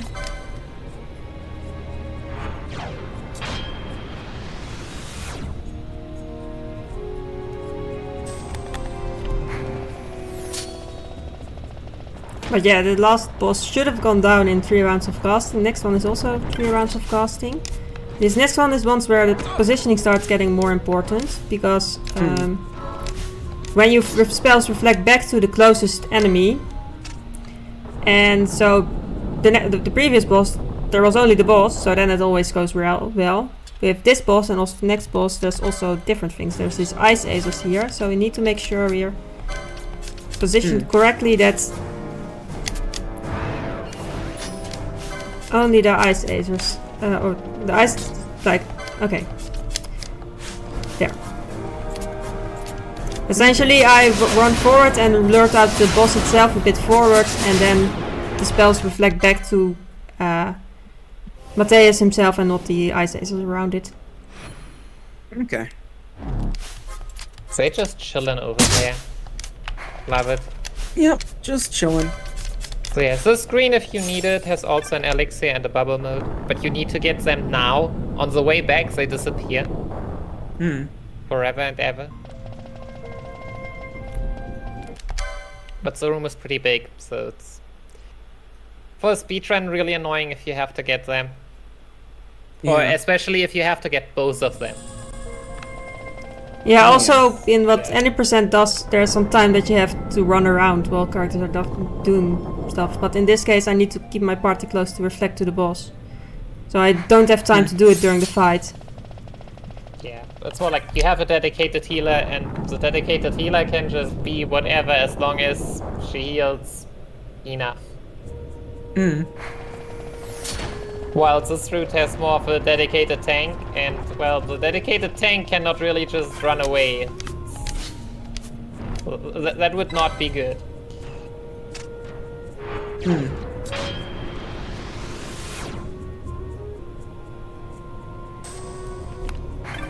Yeah. With the next boss fight coming up, the positioning will be even more tricky, because I sort of need to, like, there's the main soldier that is the main boss, and then there's these other soldiers, and I kind of need to use Balfir as a wall to make sure they don't get too close to the casters. So the boss remains the closest target. Hmm. I still want to use a bubble mode on this one because this next one is dangerous enough to warrant it. Giving me my extra HP. Yep. Reapply reflect on both. Oh, wait a sec. What's up? Okay. Someone is casting spells on the party. Oh.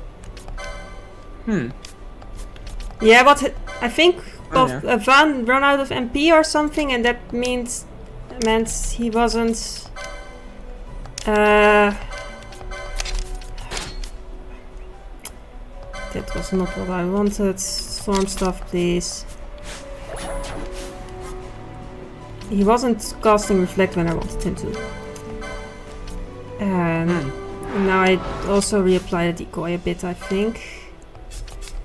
Should be fine. Like, I was expecting Van to cast reapply the reflect on Balfir, and he didn't do it for some reason, and then Penella was already done with her decoy when before I got the reflected. That was what happened, basically. It's fine now. Okay. Because I turned just off Penelo's gambits to first do the decoy, and after that she only starts casting spells on herself, and I'm supposed to be done soon enough where she starts doing that, but then... It's fine. Oh yeah. But you actually need reflect on this fight. Yes. We're still using reflect struts for this fight. Okay. So bring out those now, and now I need to make sure that this main guy remains the closest. I also want to use a dispel mode to get rid of his buffs. And Balfir should pulling off the other soldiers so this one gets the closest targets. And that worked out.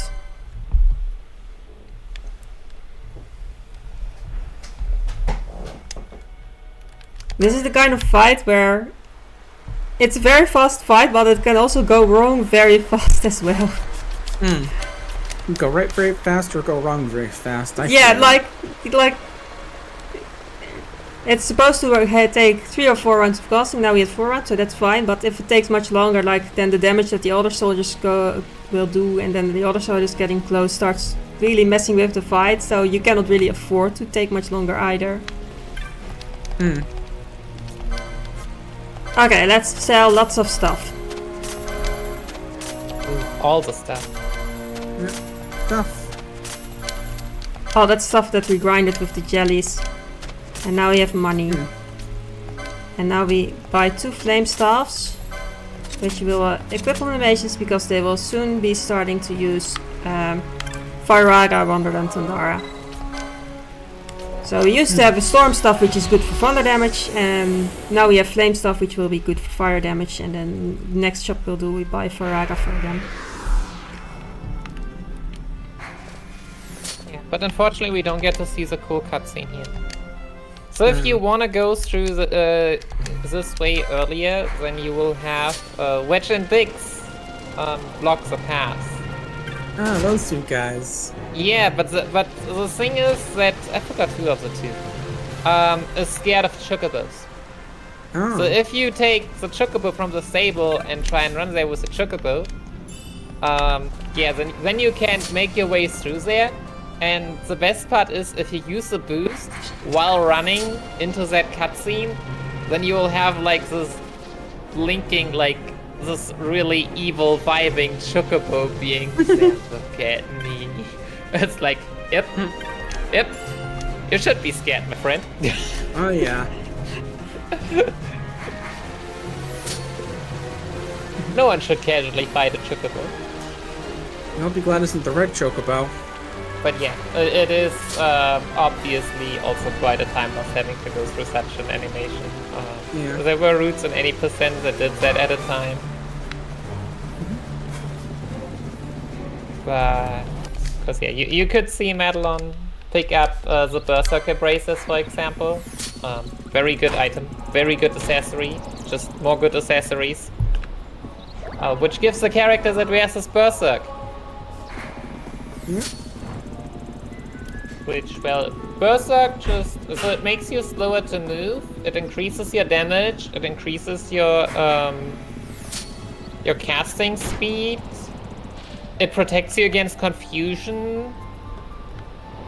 It's just pretty good. Yeah, it does seem good.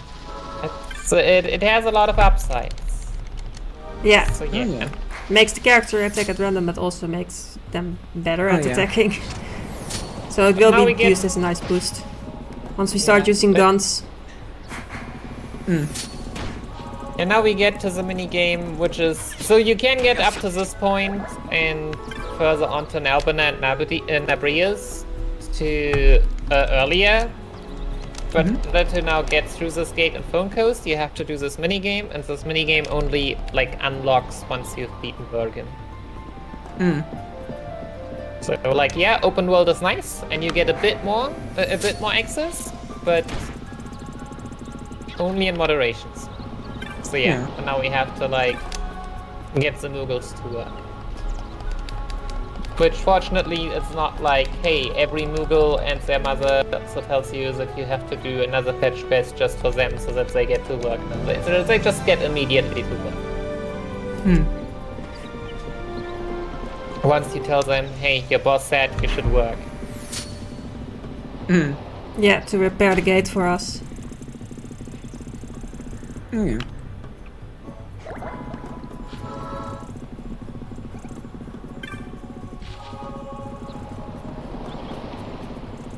But yeah, fortunately, it's pretty easy.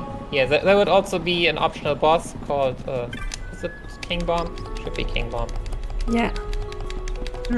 But yeah, we don't need to fight that. Okay. No need. Yeah. Two of these packs of 2 Moogles are even here right next to each other. So. Okay. Yeah, these should be the last ones. Nice.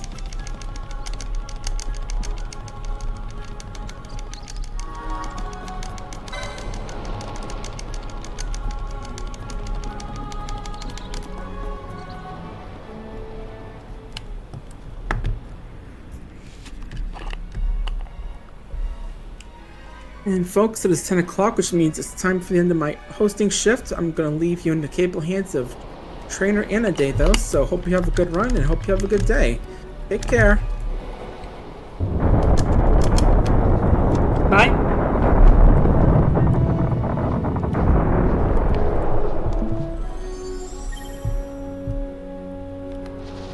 Alright.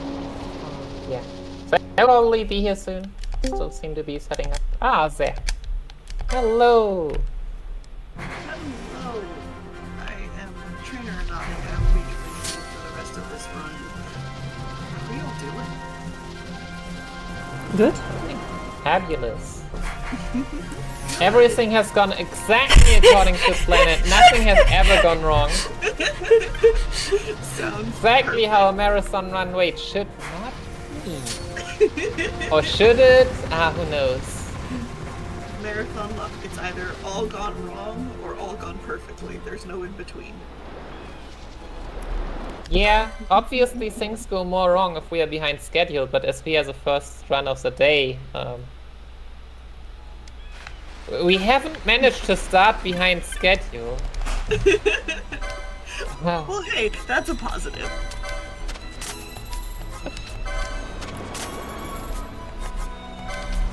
One of the upsides of just having a nice nightly break being that you don't carry hours of being behind on schedule from one day to the next. Yeah, definitely. Yeah, bless Faraga. We got it, we win. Yes, and we also got guns and a little bit of better equipment for the tank.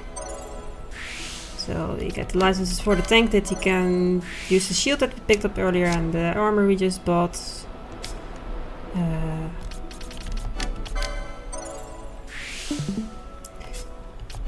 And Fran and Bosch are going to be our gun users, so we now start setting up their licenses as well, which are the licenses for being allowed to use the guns that we just lost as well, guns that we got later.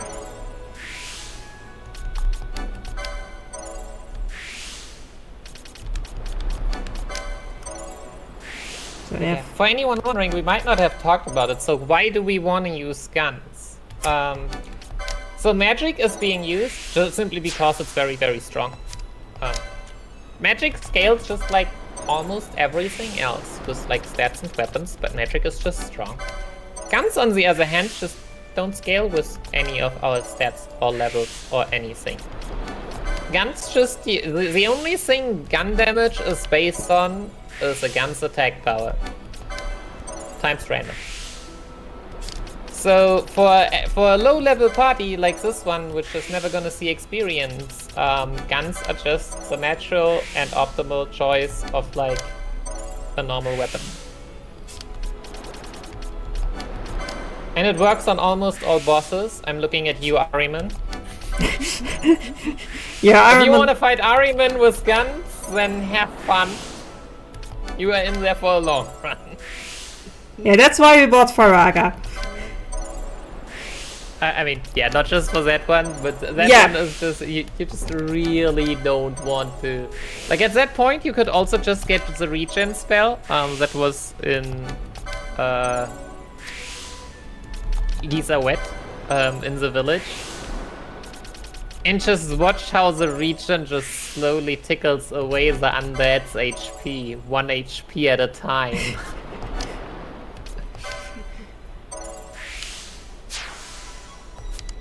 Which... What does the what does the wiki say? It has merely 62,149 HP, so yeah. Oh dear. Well, which, speaking of boss fights, I want to remind everyone that we do have incentives open when you're donating. One of those incentives is for this run. We could possibly be doing a blindfolded Gabranth and Dr. Sid fight. And I don't know about y'all, but I always love seeing blindfolded runs, or like blindfolded sections. And we're currently only $5 towards that $100 goal. So if we maybe like get a $5 train going, people want an exclamation mark donate in chat, $5, and put it towards that incentive, we still have an hour-ish. But that's not that long. So get your donations in. I want to see that blindfolded fight. Oh yeah, it's gonna be great. I say that because I have definitely paid way too few attention while lurking when I've watched Madelon practice it and go, well, sometimes.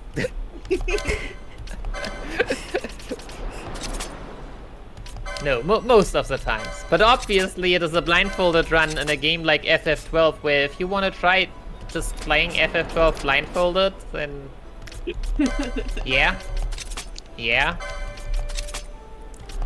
I mean, it's... You have 360 degrees of movement. There is no just 8 directional or something. Yeah. I mean, it's already a pretty cool fight, even when without a blindfold, because it's this fight where a bunch of different strategies all come together. We will both use magic for both use guns. It's a very precise fight. You cannot really afford many mistakes, but also a very consistent fight, which allowed me to learn to do it blindfolded, and I think it's pretty cool fun to see it. Yeah. And there you see what happens when you activate the boost and just run straight into a wall. As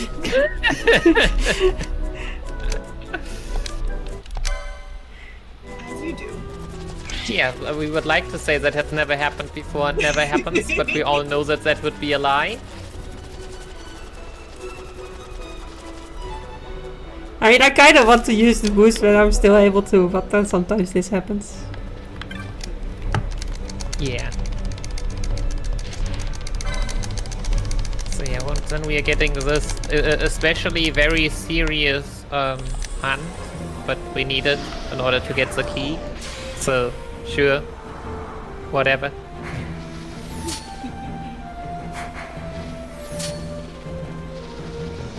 Yeah. So this place would be good for pretty decent for experience grinding, because you usually one-shot probably. Maybe not a new game minus, but if you like play casually, with levels, then like Firaga with the fire staff is pretty good in just one-shotting stuff here. At least together with Serenity, which we didn't talk about. So this game has special statuses that boost your damage by 1.5 on full HP or ×2 if in critical. Is that adrenaline also for magic? No, yeah, it is. I think it's probably a different thing for magic, but for the mages we have to boost when they are full HP, and for the gunners we have to boost when they are at low HP, so you don't really combine them So if you anyway. just run around at full HP, like these two are doing right now, then things just get burned.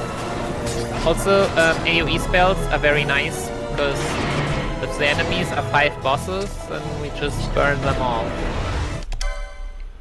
That went smoothly. You really don't want this fight to take too long, because the longer it takes, at least one of them has the ability called Mystery Walls, which just increases their levels. And at some point you just won't hit them anymore. At some point MP roams out as well. Well, yeah, I mean that was only happening to me back in ICJS days when we were doing full melee, because there wasn't a second job. And yeah, that was a thing that could happen.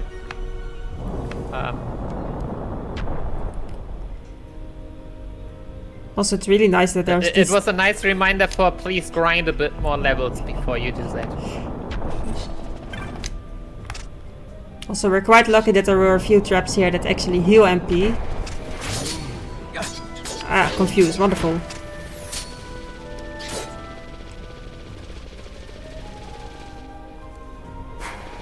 Yeah, fortunately you do get hit pretty quickly again. Yeah. Oh. I want to...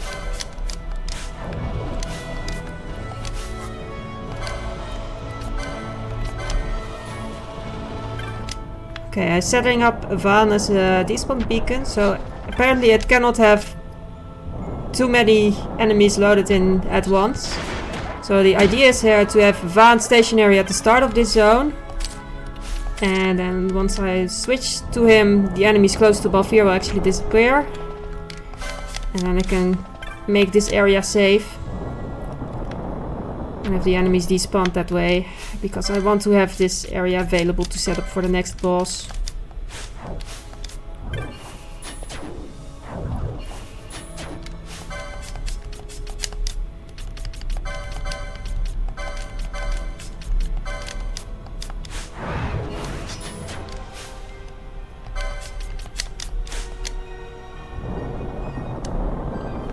Alright, so here's the enemies that you really want to use guns on. If you just want to extend your gaming experience.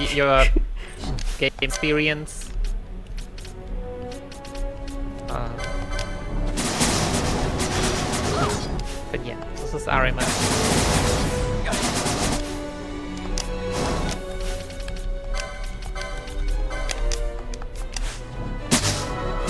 Ahriman will, at certain points in the fight, start to divide itself into some clones, spam some status effect like confusion or immobilize.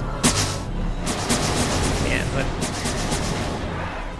it's like, who knows which one is the real one? We'll just kill all of them, because what options do we have? Oof.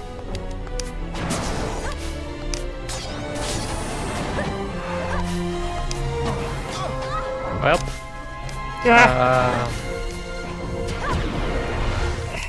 okay, so we won somehow. Everything and is everyone got LP. So, and Ash is still hitting people in confusion except herself, because that would get her out of confusion. And Bash is doomed, so once the doom timer ends, he will die. And can we just take Ash out of the party? That would also have been an option, I guess. Yeah, and now we're probably gonna use a float mode because we have a few, because the next corridor is has a lot of traps. Just a lot of traps. And like, if you really don't have a float mode, do we still have the bangle? At least? Yes, like you can see. Yes. You can see the traps. With the bangle equipped, you can see the traps, and if you only have one character, you are somehow able to move through that. Obviously, got to pay attention also if you are doomed, and your character just decides to die while you are on this corridor, and then gets revived, and then it doesn't have to float anymore, and then it runs into a trap, and then everyone gets hit by the trap. It is amazing. Definitely no panic has ever happened in this in that corridor. So yeah. No, it sounds completely normal and fine.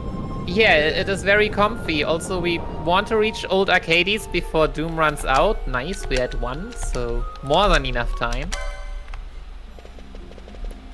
So that we don't need to actually like switch party members or anything.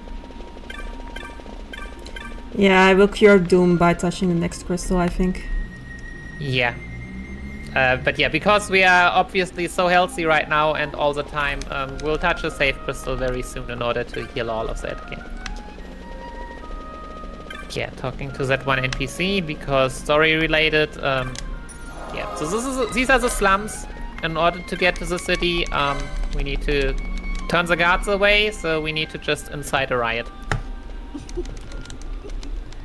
As you do. Yes, you do. Yeah, this guy we talked to was like, oh, I looked at this, I found this nice money in a barrel, how nice. And then we later talked to a guy, hey, this money I had hidden in the barrel got stolen. And then if you tell him, well, this guy talked about money in a barrel, then they start fighting.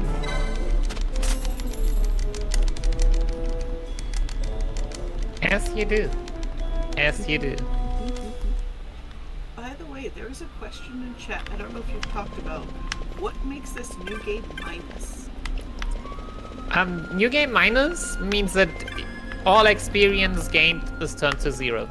So nothing ever gives us experience. So we will always be at level Swan at level 1, Balsi and Fran at level 2, and Bash, Ash and Penelo at level 3. Because they join exactly 1 or 2 levels higher than Van when they join the party. Okay. Yeah, it's a forced low level run where the game mode itself makes sure that we all stay no level no matter what we do. Yeah. With a nice, I think just always the nice benefits that you do not need to actively care of not leveling up, but the game just allows you to like do whatever you want and get the full experience just without leveling up. Yeah. Because the amount of like weird things you often need to do in order to stay on low levels is time to zombify my party so that we don't get... Can we just play normal? Yeah, it was already a challenge on the PS2 run where it's not a separate game mode where people would try to beat the game on the lowest level, but then you indeed have to be careful that there's not too many enemies that you are allowed to beat. You can beat bosses but don't get experience, but other enemies, like, if you beat them you get experience, so you have to be careful with that. And here the game mode completely takes care of that. We can kill as many enemies as we like, we won't level up anyway. Yeah, it's... I think a game mode that many games could probably profit of. At least like for challenge runners. Because, yeah, as mentioned, like there is actually the accessory called Firefly, which like makes you not get experience, but in the OG version you need to like play all the way to like Still Shrine of Miriam, so where we had Venuska and Mateus. That's pretty long in. Yeah, also nice change. So here are jobs. It's a nice, it's a little mini game, but we also need 3 in order to move on and not 8. Bless TZA, IZJS still had 8. Yeah, you need to pair up the right people to bring one message to another, and then you get the job. You need to do that 3 times now. Oh, there we go. And then we're allowed to continue.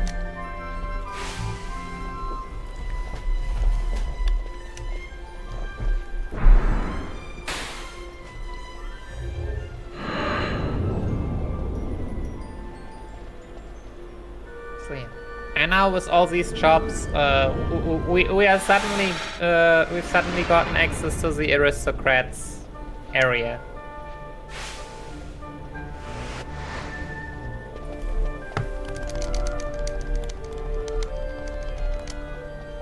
Where Belzir was always waiting for us because he definitely left the party as going into the menu definitely showed us.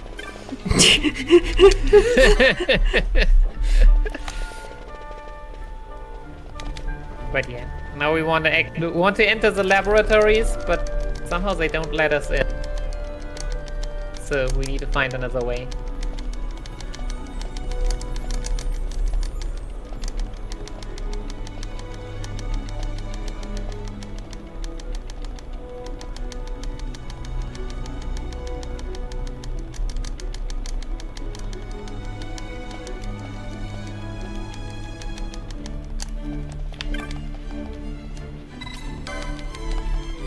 But yeah, fortunately we have the right connections.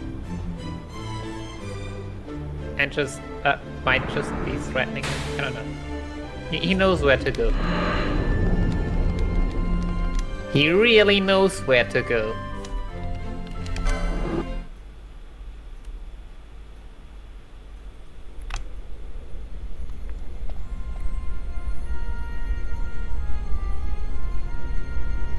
But yeah, so that is what happens to soldiers that don't let us in. And we weren't even responsible. Not yet, at least. I think here we just run through, right? We're not even, like, burning some soldiers on the way. Right now I also keep the mages out a little bit, because especially for the first elevator, if some soldier comes out, like, I don't want to just wait and get hit by a bunch of soldiers. I do. Nice. So it's still murder them on the way. Love it. At least those few, and after that I start running through more, but... Like, especially on 90%, I like it more to just kill them on the way, because then you also get the experience, but here you don't really get anything from them. Yeah. So here it's more a safety measure if I otherwise get clobbered too much. So yeah, so the mini game of this area is that you have like red and blue gates, and only one of them can be open at a time. So you need to like regularly open those turn those switches, and also yeah, elevators nice, but often there are just soldiers in those elevators, and then we need to wait. Sometimes you don't, and then you save time, and it's amazing. But what can you do when the game says?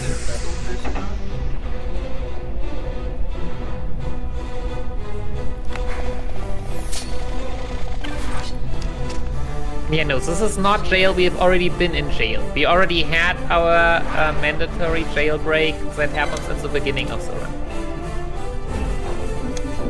This is just the laboratory of the evil scientists and the capital of the evil guys.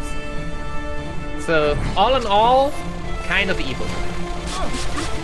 Because as it is, everyone that is against you is evil. Of course.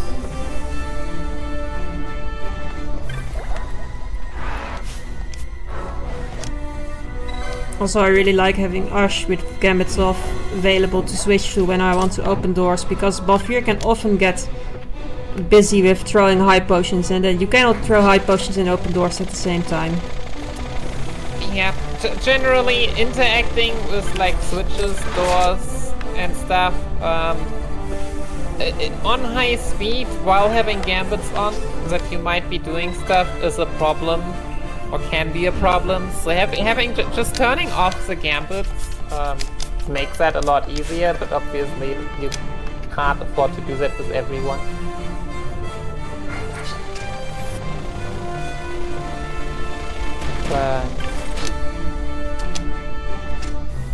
Yeah, what is this the first time we will get to see gunners? Yes.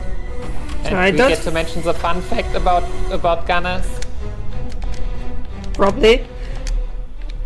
Well, what is the reason why we don't use Balzir, the gunner, as a gunner? Ah, yeah. So yeah, Pulsea is especially cool, so obviously when he uses a gun, he has a special extra animation. Which obviously loses time, so Pulsea is a really bad gun to use.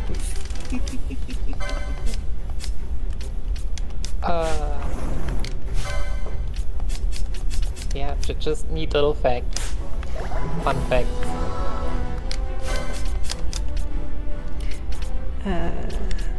Gambits.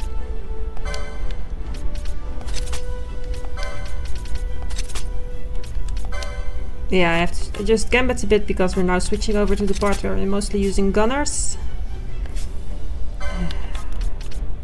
And for Bosch we have Berserker Braces to give him Berserk, but we only have one of them, so Fran will have to make herself get Berserk by using items that do the same. And we deliberately killed off our characters and revived them and then equipped some extra armor. And the reason we want them in critical HP for the adrenaline damage boost. And reviving them with Phoenix Dow's Head gives them a little bit more HP than like just above critical HP, so a bit too much. So if you then equip armor that raises their max HP, then after that, with the extra max HP, they will be in critical health. And that quick strat to get critical HP just only really works because we don't get extra experience. And we have such low levels, which is like, this is one of the strats that any percent will just not be able to copy that well. And as nice as these gunners are in critical HP, especially at a place later on, yeah, I will still want to experiment with that, how well it works, because in theory the Phoenix Down gives it to just up the threshold, so even a little HP increase above that, even on higher levels, should theoretically help.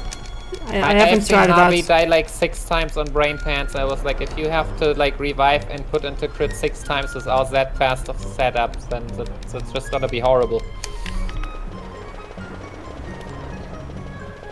Yeah, Brain Pants is also the more difficult part to keep them alive. Remove their stuff. But yeah, we'll get there later and then you will all see what we've been talking about. But for now, yay, we are in the last new town. This is Balfenheim, where you get new armor, new weapons, if you want to. Better guns. Better guns. Hell yeah, better guns. We sell the Elder Barons, which we used on one fight. It always pains to like buy weapons for just one fight. But at least they did their job pretty well and skipped the animation attack, so... Yeah, the first hit fight went down pretty quickly. This... We also sell the Sage's Ring now, it's worth a lot. I mean, it's an amazing item, it better cost a lot. True, here we buy the better. Spica. 2 of them for each of the gun users. And the leftover money goes to items. We want X potions and Phoenix Downs. Maybe make sure we have a few remedies.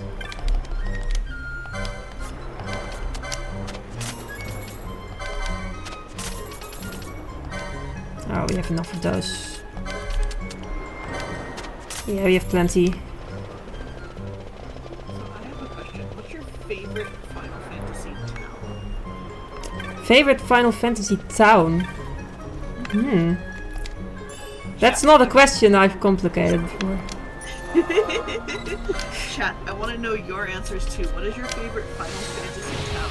You can also donate and tell me, and then I will read it aloud, and everyone will know what your favorite Final Fantasy town is.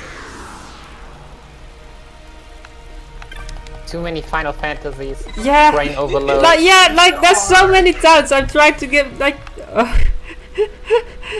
there's so many towns. It's See, like one pops out because you want to say there's no wrong answer, but if you say Spira,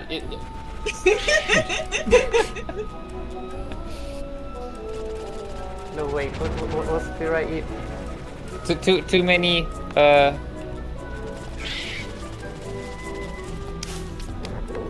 No, Spira's FF10Cs. It wasn't even... Always. I wanted to say Midgard. If you say Midgard, then we need to talk at here. I don't play FF7 that much, I gotta be honest. But, I guess Midgard, like, if you like it story-wise or if you like it as an actual good town, because it's not a good town, we but... are talking, if we are talking about good town, we are talking about a town in which you would want to live. Yeah, okay, I definitely don't want to live in Midgard. No, definitely not.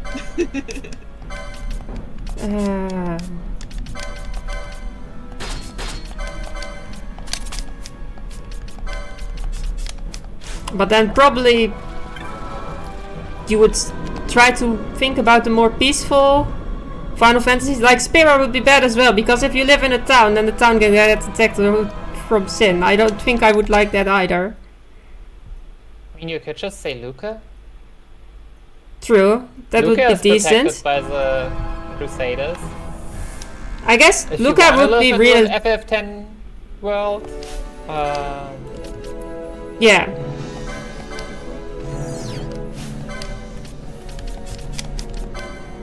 Also, oh no, all our MP is gonna get drained. Whatever shall we do, I wonder. Boom, boom, gone.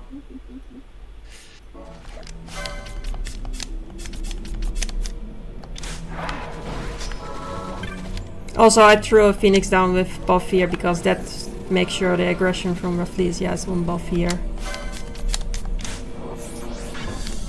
I think the fancy answer could be Esther. That would not be a bad place.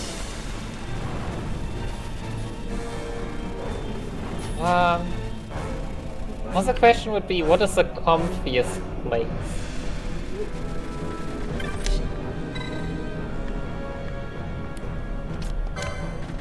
And I feel the answer could be within Final Fantasy 15, ignoring what the last chapter does with Final Fantasy 15. Which also means that I have no clue how they're actually called. Because, I mean, for the most time, wait, did we... the 15 universe is pretty comfy. Also, Behemoth's hurt. Be careful. Yes, but I was wondering if I... I can better check in the menu, I guess. Oh, I did pick that up. I got confused for a moment. So yeah, remember when we were talking about Bubble?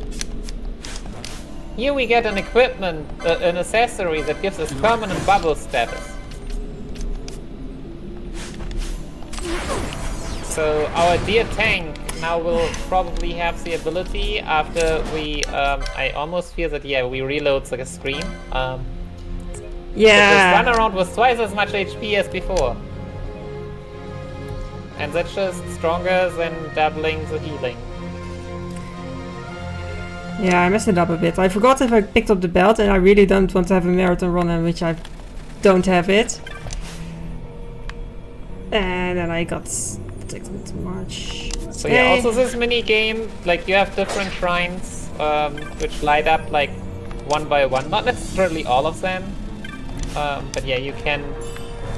If you stand in the middle, they show you which one is the next, and if you, yeah, open that menu with the D-pad, then you just freeze the game. So you can just, you have more time to just check.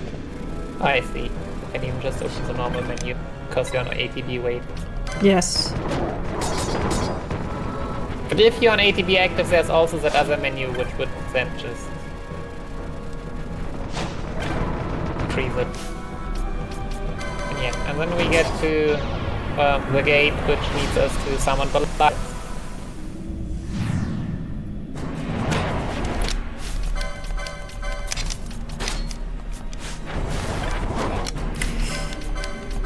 Again. And the main guard is really not doing its work right now. But unfortunately, the accessories that doubles, I think it's a Rose Corsage that doubles your evasion, is a bit out of the way. And with a bit, I mean, it's a small side quest in Bujerba. Yeah. We opened the door, it's fine. But yeah, you need to summon Belias in order to be allowed through that door.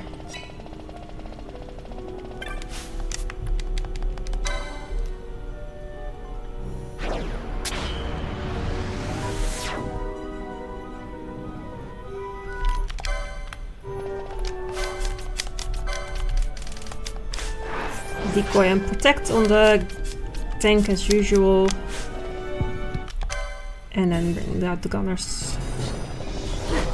Yeah, if you don't overwhelm those spots, it can be pretty tragic. You saw how the last hits didn't deal as much damage as the others. Also, this has become a cat stream again. Yes. Hey Siri. Because yeah, below 20% I believe, like it takes less damage and then fuses tremor, which deals a ton of damage, and then it just goes around murdering everything. But spellcasters would probably also still be good enough, ironically.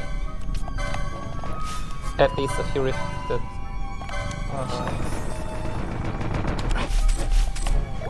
But yeah, our gunmen and women are also doing very well.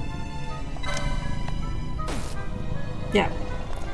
And again, I set up Ash as a despawn beacon by having her try to throw an item at Balfir while he is way too far away already. That will keep Ash at the same place. And then we can switch between them to despawn enemies, because then the enemies are too far away from Ash to continue to despawn. The screen is, it's not like the screen is fully loaded. So in order to like save a bit of resources, it only loads in a certain area, and that allows us to like despawn the enemies. At least for as long as Ash is alive. Yeah. Oh, 7. No. That was good enough.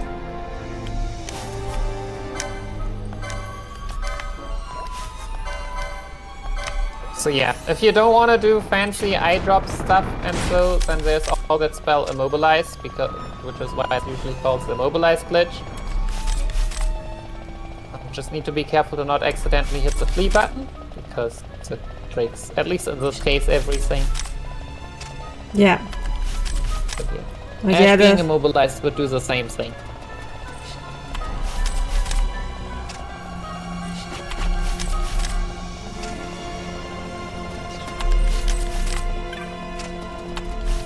Yeah, Malboros, they're called Vivians in this case. Status effects you hate. Yeah, that's also, like, you already saw that enemies can hit pretty hard there, but the significant factor of why I want to do this is because the status effect that these enemies can give are nasty.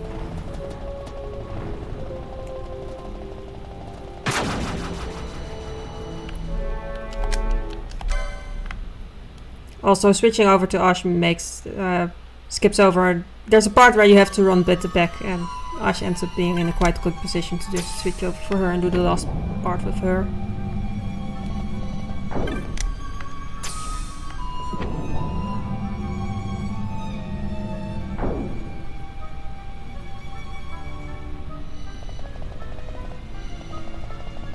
Alright, and now onto the next boss fight. Time for Tyrant. Tyrant is weak to ice, so we are using that Lusaga spell that we did not buy.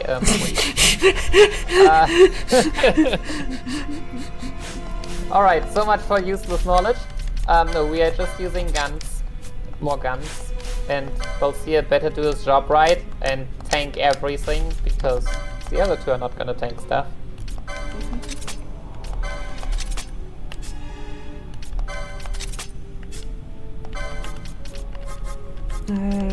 Ash. I see. We are also using that one domain Calvados that we got from a chest.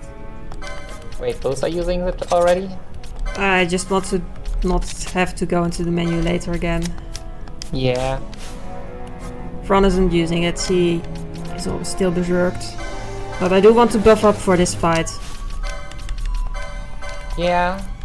This, I'm not sure how this is, but yeah, the Tyrant is nice as long as Tyrant really focuses a tank. But sometimes Tyrant is like, nope, I'm not doing my own thing. I make the rules, and you can now watch how your party gets destroyed. But yeah, with the setup we have here, I am assuming that like all the buffs you see are also not only gonna be used for this fight, but they also like puts on strong enough to also be used for the boss fight after that. Which, that one is a drag. Usually, and takes a long time.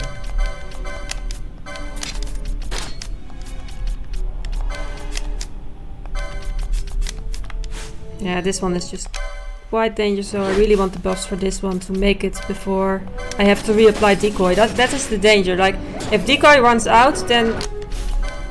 Hey, wait! Hello, Tyrant! You are not making the rules! Hello! Ah! Go. Ah! Ah! Okay, Tyrant made the rules again. Do you even want to win now? Are the buffs important? No. I don't need to maintain the buffs, I just need to win. Okay. I can do I the was next wondering if fight you want without to the have buffs. vacation and such. I do Alright. want to, like, revive some characters, I think. So everything went according to plan. We just made it a bit more dramatic for the audience. Yeah.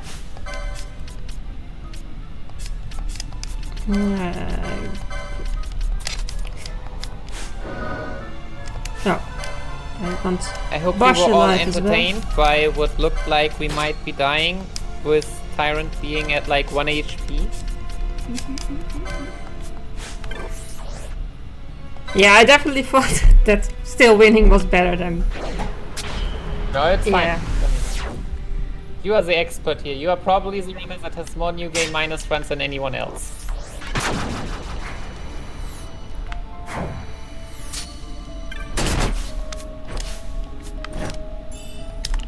I don't know, I probably shouldn't have picked that one up.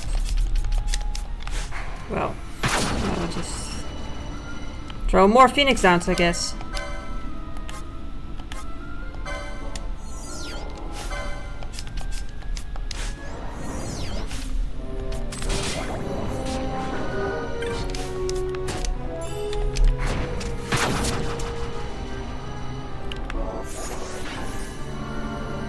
Remember, chat, we're very quickly closing in on that blindfolded Gabranth and Dr. Sid fight, so we need to get those donations in order to see it. I'd really like to see it. Even $5 help, and of course it's all going towards the great cause of Take This as well.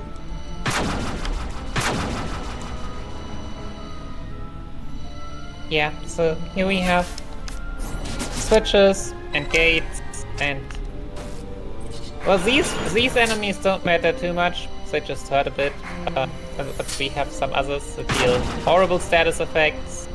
But we just run through and hope for the best. There's easy. No Hell Blasters, please. Hell Blasters are annoying. Why are we casting oil?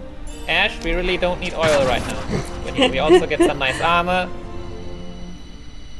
We mostly get stuff we can sell from, so that we have money for enough explosions and Phoenix Downsets at the end game. I don't have to worry about ever running out of those. Imagine getting better armor and never using it, because it doesn't matter for most of the characters anyways. Yeah, did you see all those status effects? And then there was a status effect. Get wrecked, 0 HP, bye bye.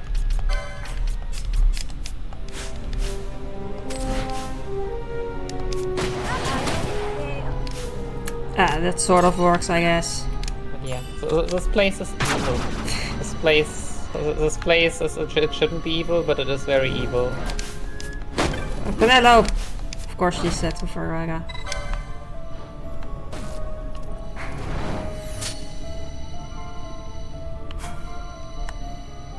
Probably should also revive characters still.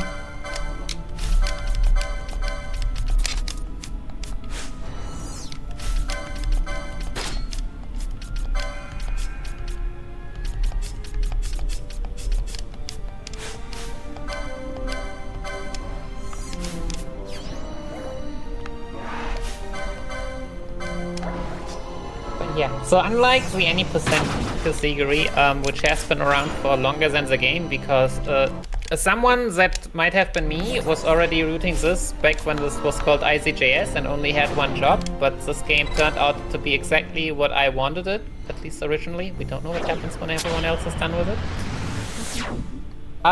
Yeah, playing at level 1 obviously, or at low level is obviously a different challenge, and yeah, so that's has been ignored for the most part. There has been one person, Sam, what was he? Yeah, who did it on PS4. But the thing is that on PS4 you are able to manipulate RNG to get certain items. It just takes a while, which is why you don't even see Madelon do it, even though we could. But no. As you can see, taking like a minute or two just to get an extra item, not even really necessary anymore. But yeah, a few years ago, Japanese runner called Tachibana, who was also doing commentary on the Japanese restream. Big shout out. Also, Balsier, could you please stop dying? We don't need both here. Besides any after conquering any percentages, went and also did like all the others, like Platinum Trophy, Order of Ambrosia, and New Game Minus. And yeah, took a huge first step in order to have this run be also like at around the 3-hour mark. I'm not sure. And then yeah, recently we had this category also in the Final Fantasy Relay, a yearly event in which we just many Final Fantasy speedrunners come together to run Final Fantasy games. So we had more eyeballs on the category and new strategies, as it always so happens. The more runners here, the more strategies come together very often. It's great. We love community effort.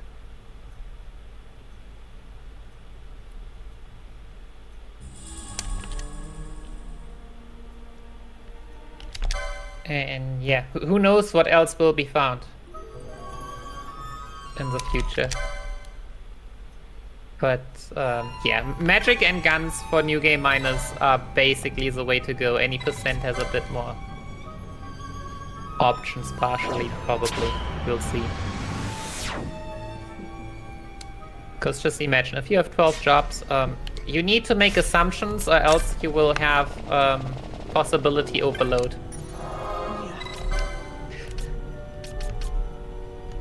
Because this game does not easily plot itself. The smallest thing can just force you to do lots and lots of changes, and everything feels differently.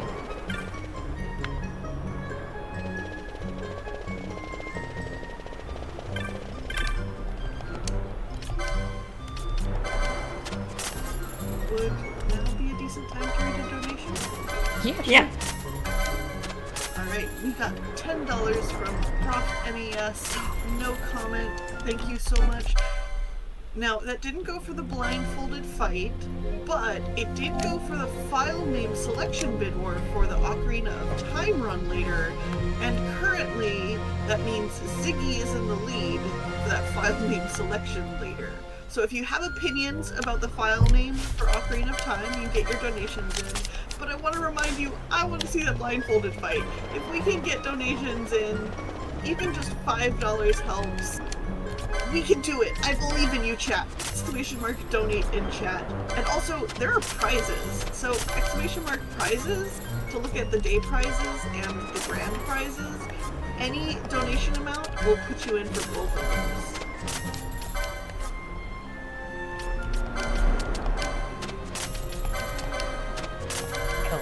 So many cool prizes that have been. Today there are the fingerless gloves that are based on the Hylian shield, which are really cool. Have been provided by the community. It's always amazing to see. Yes. I figured out why I was dying on Tyrant. I didn't equip the bubble belt that I got the licenses from. And then I just accidentally set the bubble belt because I didn't expect that to be there. So I reload to save for remember that. when I said we would be OP when we have the bubble belt equipped? We also need to equip it in order for that to happen. I forget it now, everything's fine. That explains things. We're just Yeah, so that would do it. That would do it.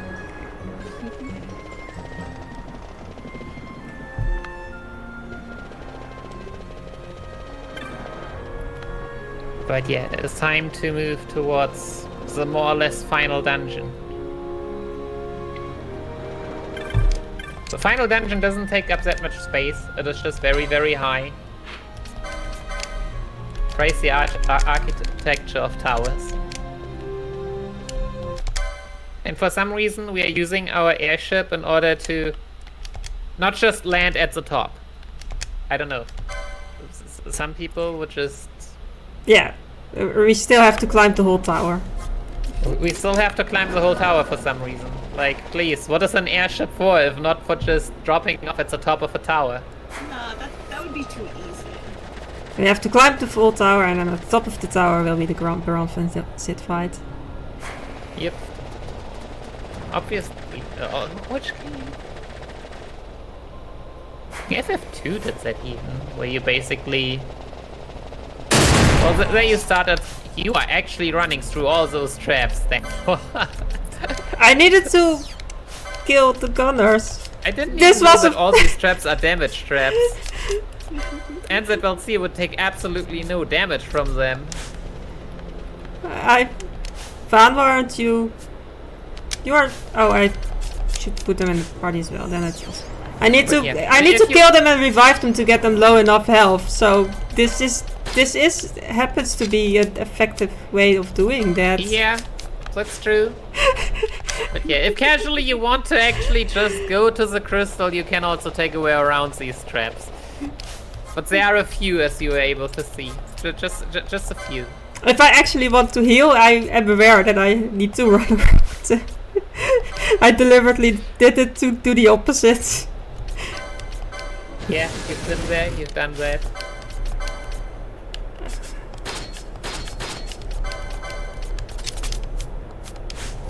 And this brings them in the critical health that I want.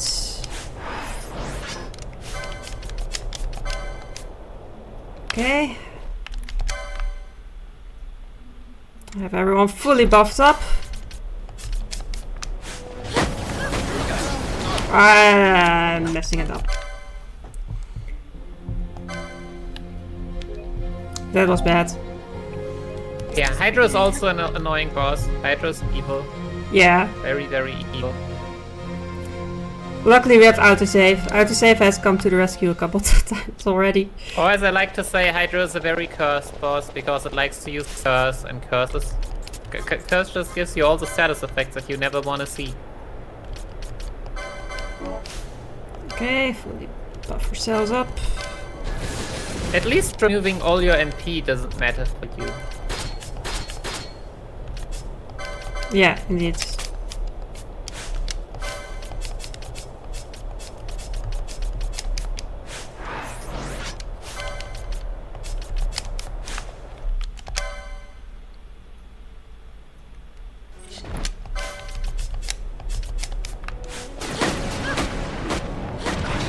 Nice immobilized. At least he's so away you from can in the party. theory also kite Hydra, but well, Hydra was tame this time. Good job. Good job Okay. for the Bone Dragon. We have a remedy, so we are actually allowed to walk again. And now we have to get our second pair of Berserker Bracers, so hopefully we are lucky and get them fast. What is the chance for them to drop? 25? I think so. We didn't get them during the fight.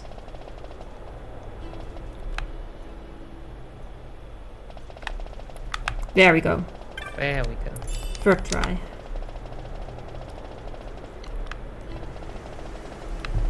And that way we don't have to always throw the Bacchus's wine on front to have our Berserk as well.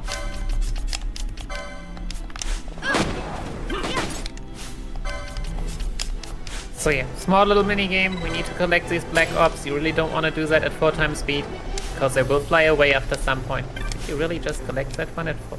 Okay, you have weight, but it still always feels spooky. Unfortunately, in this version, though, at least the ops always spawn, so that makes it a bit nicer.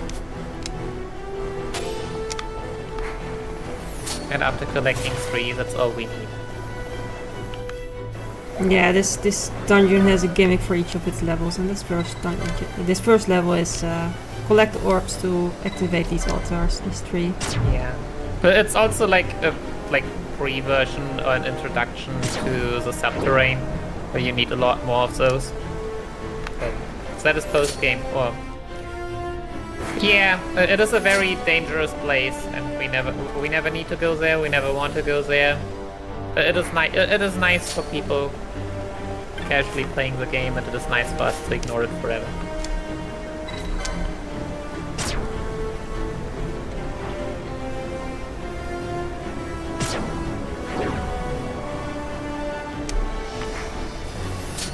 Yeah, the second one also very easy to miss. It is very easy to just run straight. Yes. Forget about the other one. Yes, I've definitely done that. Nothing easier than that.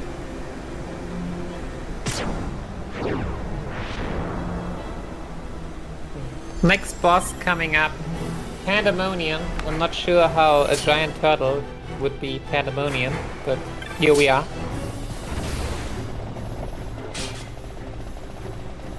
Yeah, so Pandemonium, relatively straightforward, but at 50% HP, uses a move called Perfect Defense. Which, well, as the name says,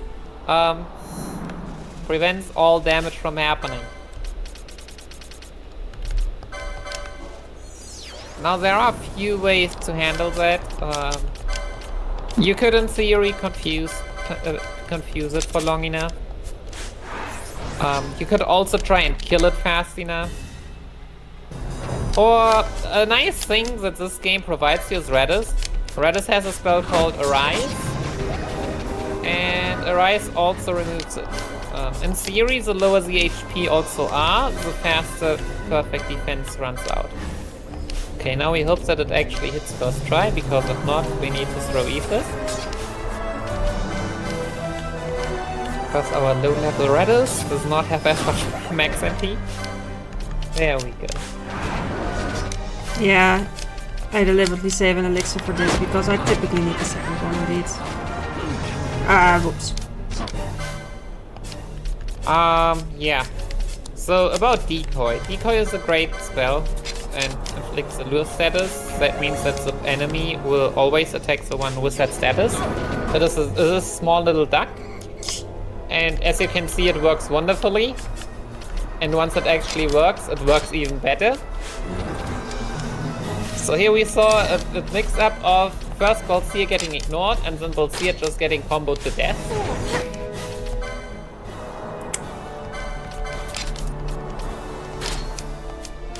Also, Balseer definitely has a combo or whatever that was.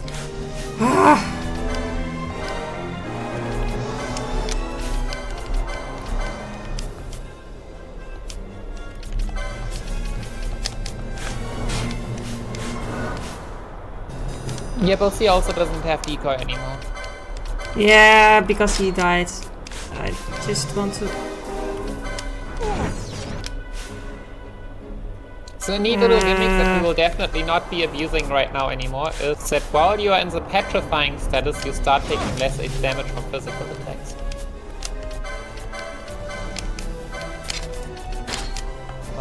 This strat is, to my knowledge, only used in the PS2 run on Hashmole.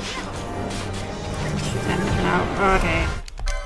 Alright, we made it somehow through. Yeah, not the cleanest fight, it's fine.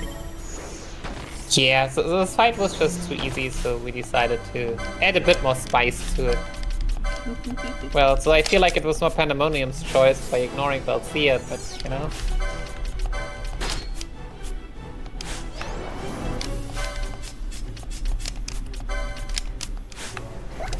Yeah, I do want the colors. backup for the next section. Yeah, they're kind of important. Yeah.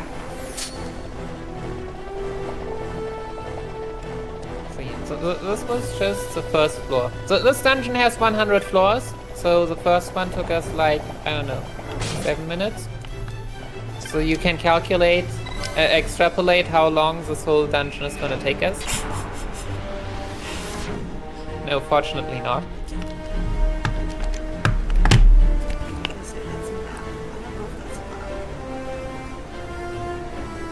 I mean, I was just massing you all to 700 minutes of tower action.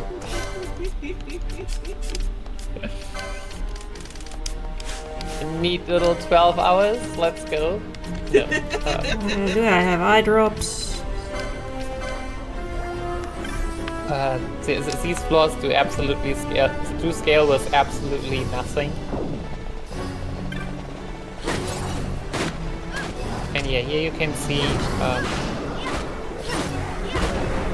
our gun people are pretty good, and they are now building bridges by defeating those brain pants, and Peltier is again doomed. Hell yeah. Wonderful, yeah. That happens.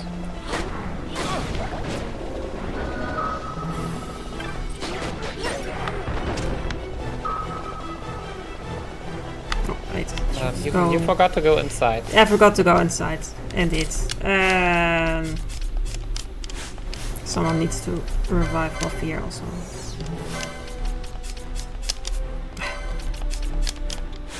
So having these brain pants be killed by the two gunners is really, really neat.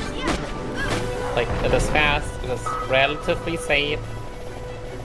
But yeah, as mentioned before, sometimes the gunners just die. And New Game Minus is just really nice in being able to quickly get them back into critical to deal double damage. Which any percent will never be able to.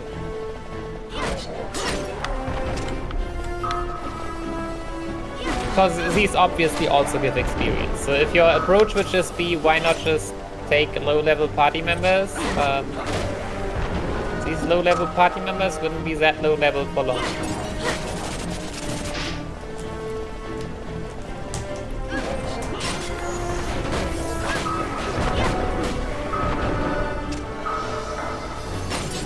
So first times it's pretty easy. You just kill every brain pan once. Yeah. Later there will also be enemies with red flames, and then you have to avoid those because those will remove pieces of the bridge. Yeah, and sometimes you need to fight some multiple times. Other times you have more than you need. And Peltier is just taking another nap.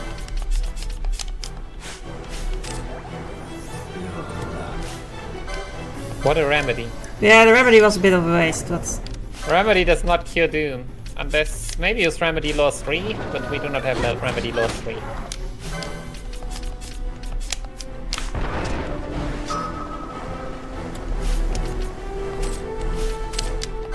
So yeah, we're again like creating some distance between our characters so that we can respawn some of the enemies.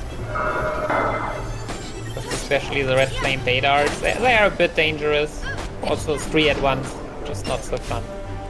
And we only needed one of those. Yo, more Doom.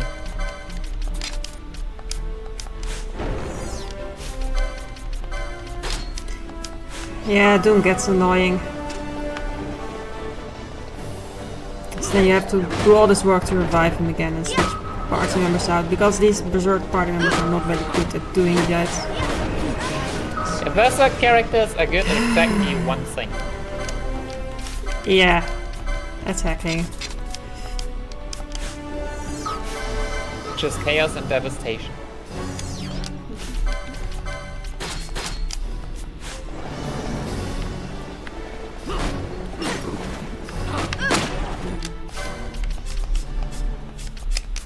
So yes, this is the one where we have like...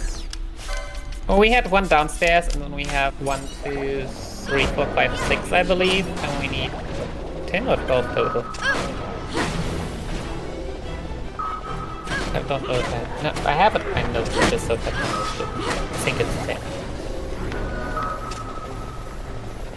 To be honest, I never counted. Yeah, it's like, oh my god, they really refuse to respawn. Yeah. But yes, This is supposedly they also like respawn less if you don't pick up the drops. But yeah, well, this is the third time. We only need 3 here. Oh, we get 2 at the start. So Yeah. One more and then we're done with the ramparts. there are a few that are where you only have a green one. Actually, mostly just 2 places, and the other one is right directly next to the bridge. So there you would have to wait until the block actually is put in.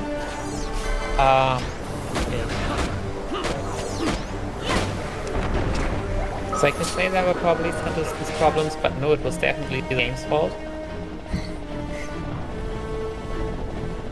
Yeah. And now I don't care about him dying because I'm planning to touch the next crystal anyway, because we want to do a fight with mages actually, and those are also... I think there's enough party members not in good health that I want to touch the crystal.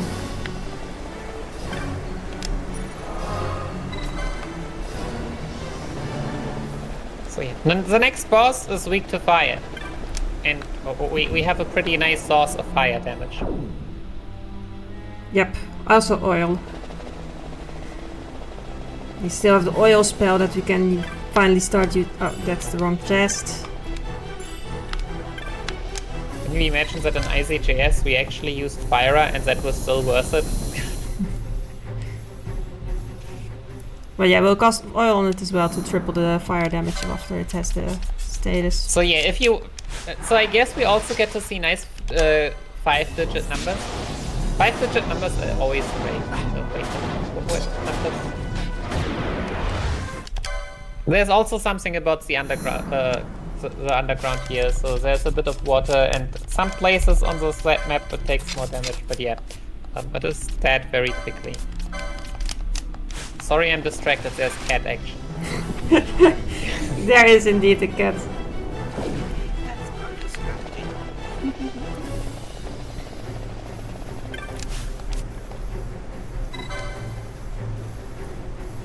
Yeah, the cat likes to sometimes drop by.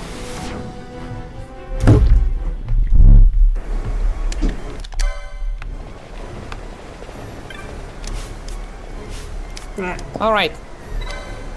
Neat little gimmick here. We need to like surrender something in order to move on. We have 4 different options. And the one with the shortest path also makes us surrender the most irrelevant thing of all, which is our map. Why am I saying irrelevant? Well, because there are multiple other maps that we can still use. It's not like we are actually map blind. Yeah, it is kind of a maze, so I definitely like to use the overlay map, but that one is still available, as you can see now. The one in the top right is gone, but the TZA version also gives us here this overlay map, which you can activate by pressing the R3 button.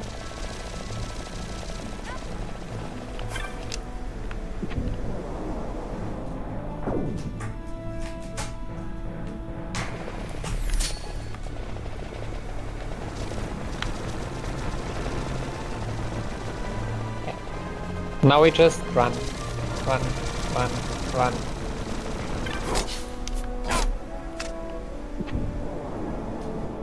But yeah, it's a bit of a maze if you don't know where to go, but I've done this often enough that I know where to go.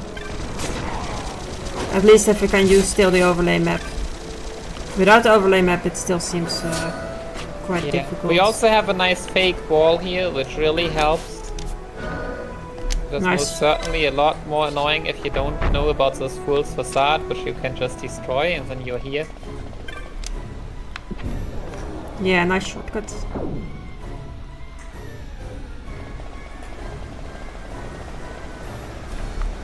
Okay, don't need to...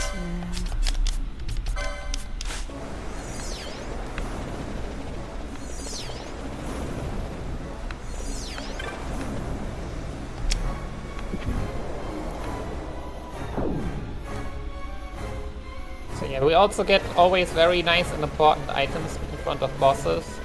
Here is the haste mode and the Masamune for our Bushi that is totally gonna use her weapon. Right, das ist Murasame, right? Good katana. That Yeah, they that's a good absolutely weapon, never but use. we're on guns right now. We only use guns and med because yeah.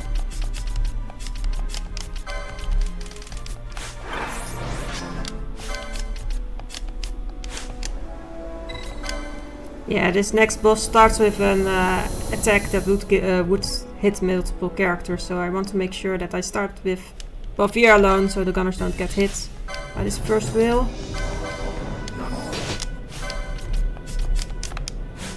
After that I can bring in the gunners and then lure Fenrir all the way over here, and then the second wheel will also not hit the gunners.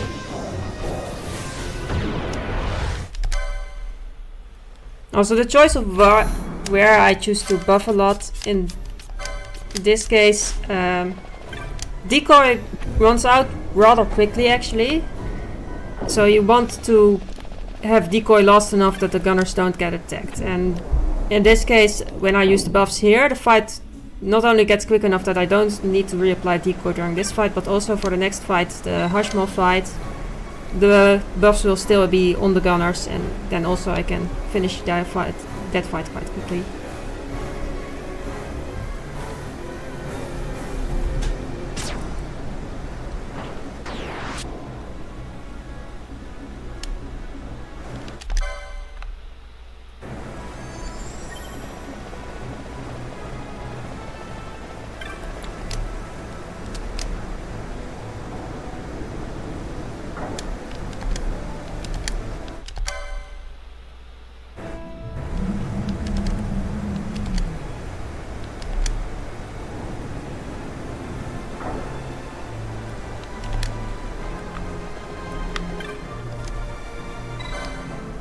There'll be a final gimmicky level, then the Hashmal fight, then the Ranf and Sid fight, and then we're done with this dungeon.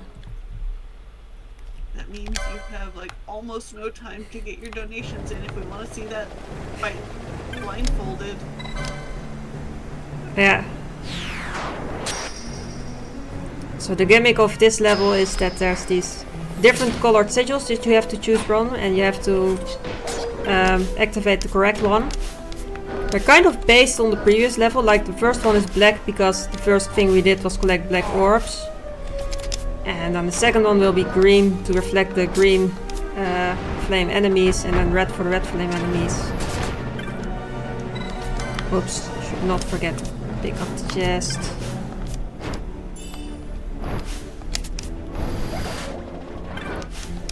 Yeah, so that chest is a nice little gun.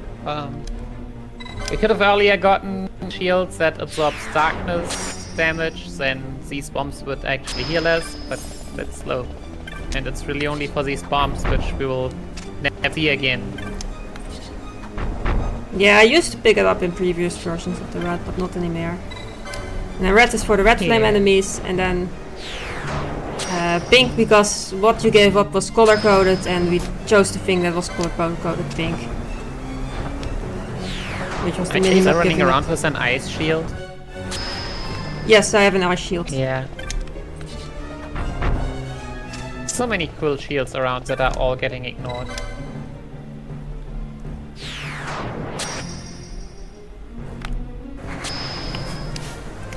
Okay. Reverse modes.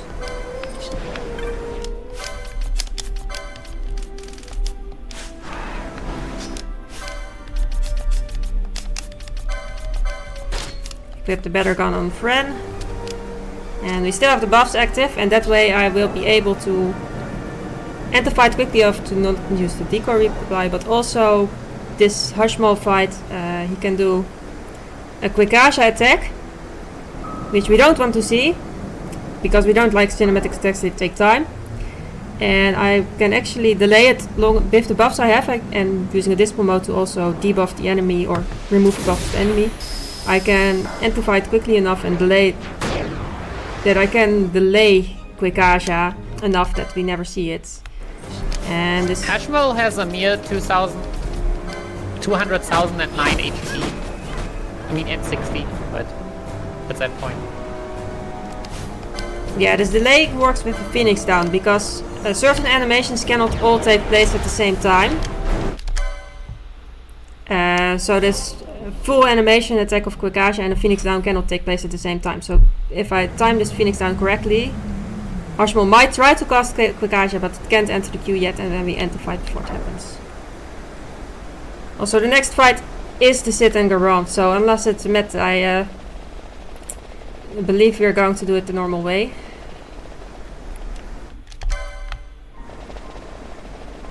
I'm going to do one more refresh. It looks like, unfortunately, the blindfolded incentive was not met, but we still raise money for the great cause of Take This. Yeah. Well, then I will be able to see the fight, I guess.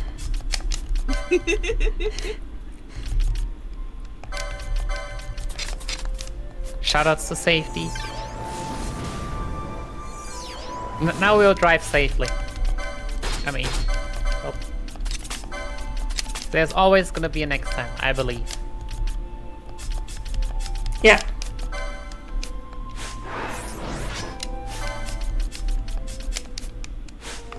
Okay, do the setup. I had to, like, I touched the crystal because I want the mages to be full MP for the part where they come into this next fight. I had to then kill off and revive the gunners again to redo this adrenaline setup of making sure they have low health to get the damage boost from that. Also make them use the main Cavadas for some extra boosts in damage.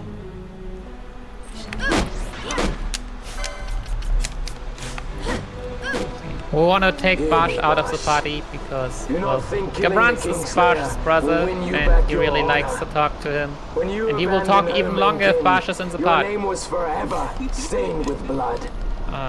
Yeah, that's also the reason why Barsh is not the tank anymore. Well, that besides Balsea's inability to use guns at a reasonable speed.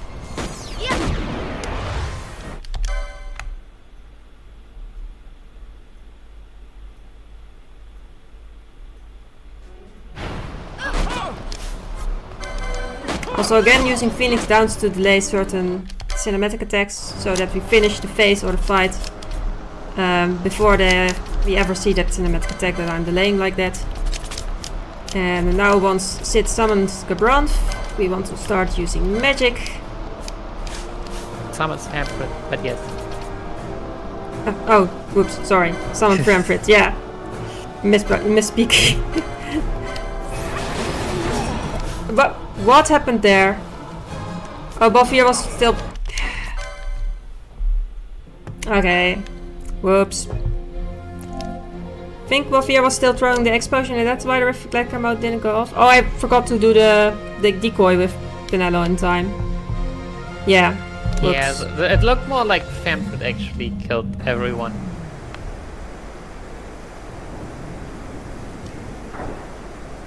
I didn't see a friendly fire tier 3 spell that just decided to, hey. Yeah, it's a precise fight where you cannot afford many mistakes. We'll try it again. We still have autosave. Yeah, the autosave is quite a bit away here. Which, I mean, it is good that it doesn't just throw you immediately into the fight. But the screen is also kinda long. Because the cutscene does not count as a screen transition.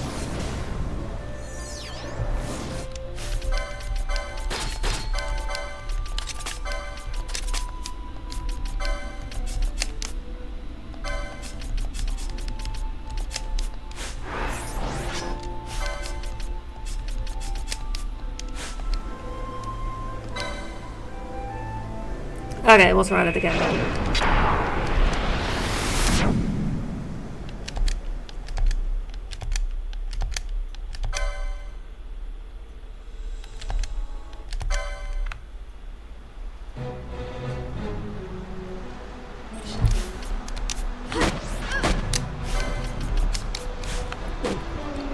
Hear me, Bosh. Do not think killing the Kingslayer will win you back again. your honor. When you abandoned home and kin, your name was forever stained with blood.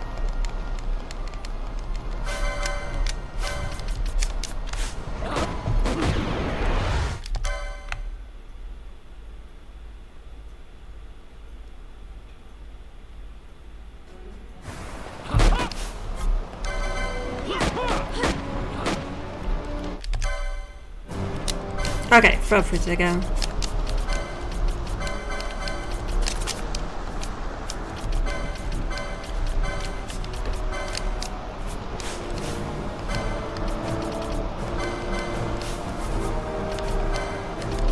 You should be like decoy, and you should.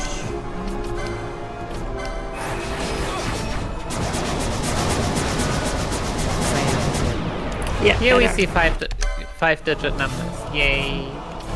See, Pamphlet is also weak to fire. And we have flame staffs that boost the fire damage and fire and oil. Yes. If you want to see bigger numbers, then Ardor exists. That is a red magic spell set. Well, arcane magic, but only for red mages. Yeah, and I had to run forward with Buffy to make sure this attack only hits him and not the others with being too close. Then I have to get them close together with Flea. And that's the fight.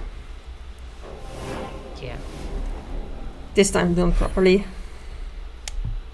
Sid does do some reflect damage. Like you take some damage if you deal damage to him, but Penelo and Ash have enough HP. Fortunately, yeah, HP is a bit easier here.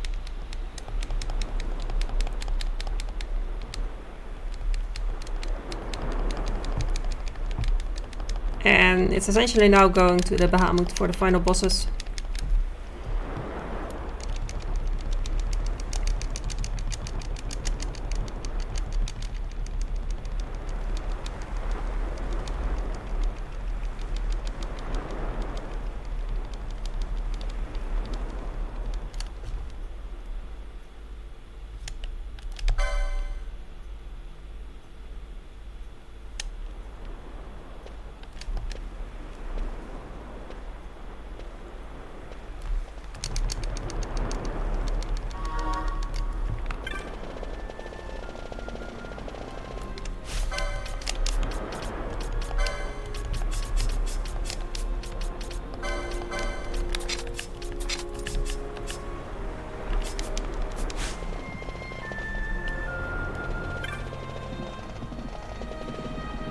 Alright, we still have enough items?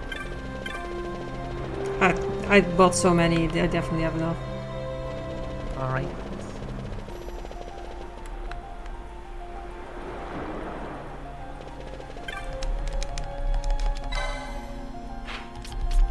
So yeah, time to ride the Bahamut. Well, or invade the Bahamut. I guess... I guess this airship is just doomed to be utterly destroyed. Yep. Which honestly, now I'm seeing FF15 in front of me, FF15 Bahamut, and feel like it deserves that.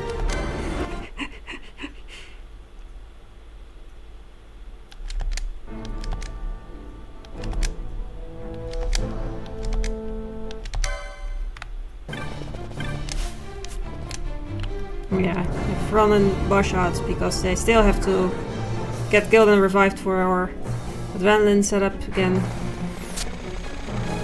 So let's see if the enemies are willing to lend a hand with that, with the killing part.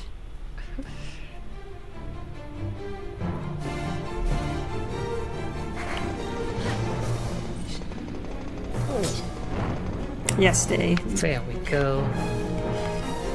I don't think I've ever seen this low amount of damage dealt in these two screens. Like, usually they are out to murder you. And just completely annihilate you. But no, this time it was like, yeah, no, it's nice.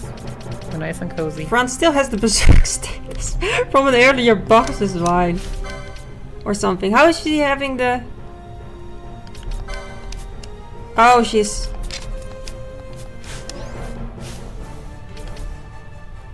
Oh, she just didn't properly get... Oh,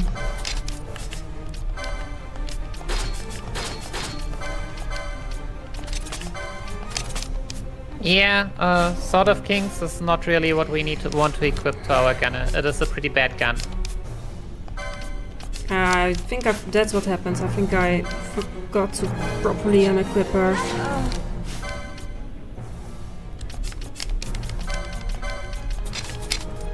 Oh, your consult just...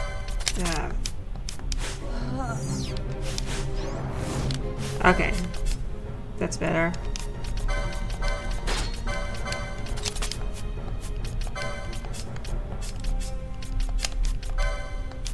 And false. Okay. Decoy, and then we can do the fights.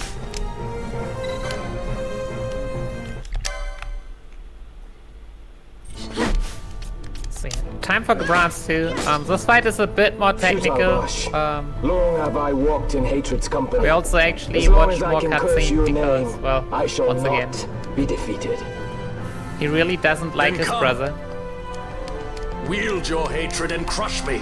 But I yeah, welcome he it. does heal himself unless we use a reflector mode. Cast reflect on him in time. And yeah, after that he would just start buffing himself and oh yeah, also animation attack. But, so what comes after that is like buffing himself and comboing a lot, and well, we don't want to see all of that. Yeah, I was too late with throwing Phoenix down, so we got to see the Innocence cinematic attack. That's fine.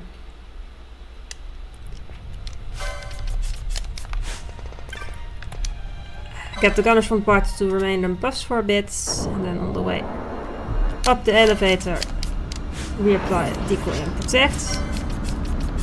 And then for it's... the final boss. Indeed, time to beat our main villain Vayne. Who has never seen us before, and we've never seen him before, really. But hey, it's kind of like Necron. Yeah. Oh yeah, there's also Larsa, who hopefully will never have the idea of healing Fran or Barsh. Because those are things he likes to do, healing party your lives members. are forfeit, and your insurgents I've with never like had we- that happen, so Dalmasca I will think it's again fine. Oh, that's no a common order. trope in the For PS2 good one. and all, Ah. I shall Where bring your they are futile attempts mages at without rebellion critical to an HP. end. Or well, they're not in critical HP anymore. Another Phoenix down to delay the next cinematic attack, and then we have first Vayne fight over, then it goes to Vayne Novus.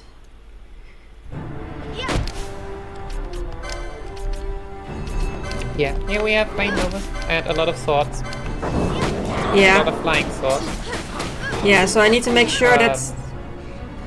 Okay, Ivalice will that know went well. a new I need to make sure that dynasty, and Balthier is man away will from keep his the own gunners so that the history. spells don't The accidentally hit tyranny of the them. gods is ended.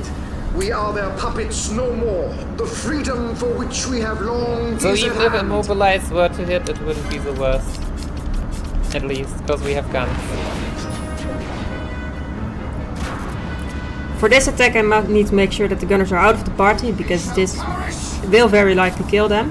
So this is a good opportunity to reapply Decoy, and also Van just cast Reflect on Balthier, which will matter for the very final fight, the Undying.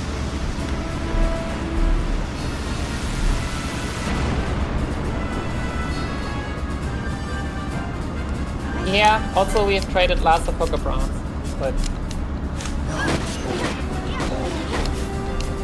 he's just making up numbers. Yeah. Yeah. It's not like he actually matters. And Tree of Sephira skill less. Yes, indeed, that was what the last Phoenix down was for. And now this fight can go very quickly. The Reflect will make sure it doesn't do other spells than the Mega Flare, and then if I position myself correctly... When Fran dies, good. Yeah, didn't fully the way... if you do it correctly, you can not have anyone die, but one dying should be fine now.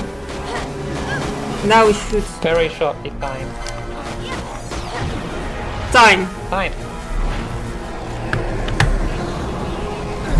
Guns make quick work. Yeah, that was the run. Thanks for the organizers for this wonderful marathon.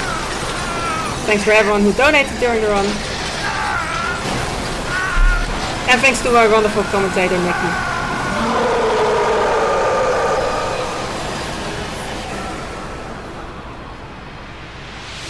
twitch.tv/Madelon93,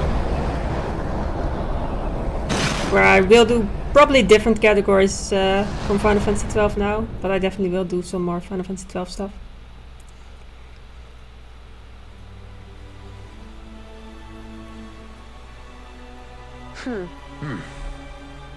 Awesome. Thank you so much for that run. It was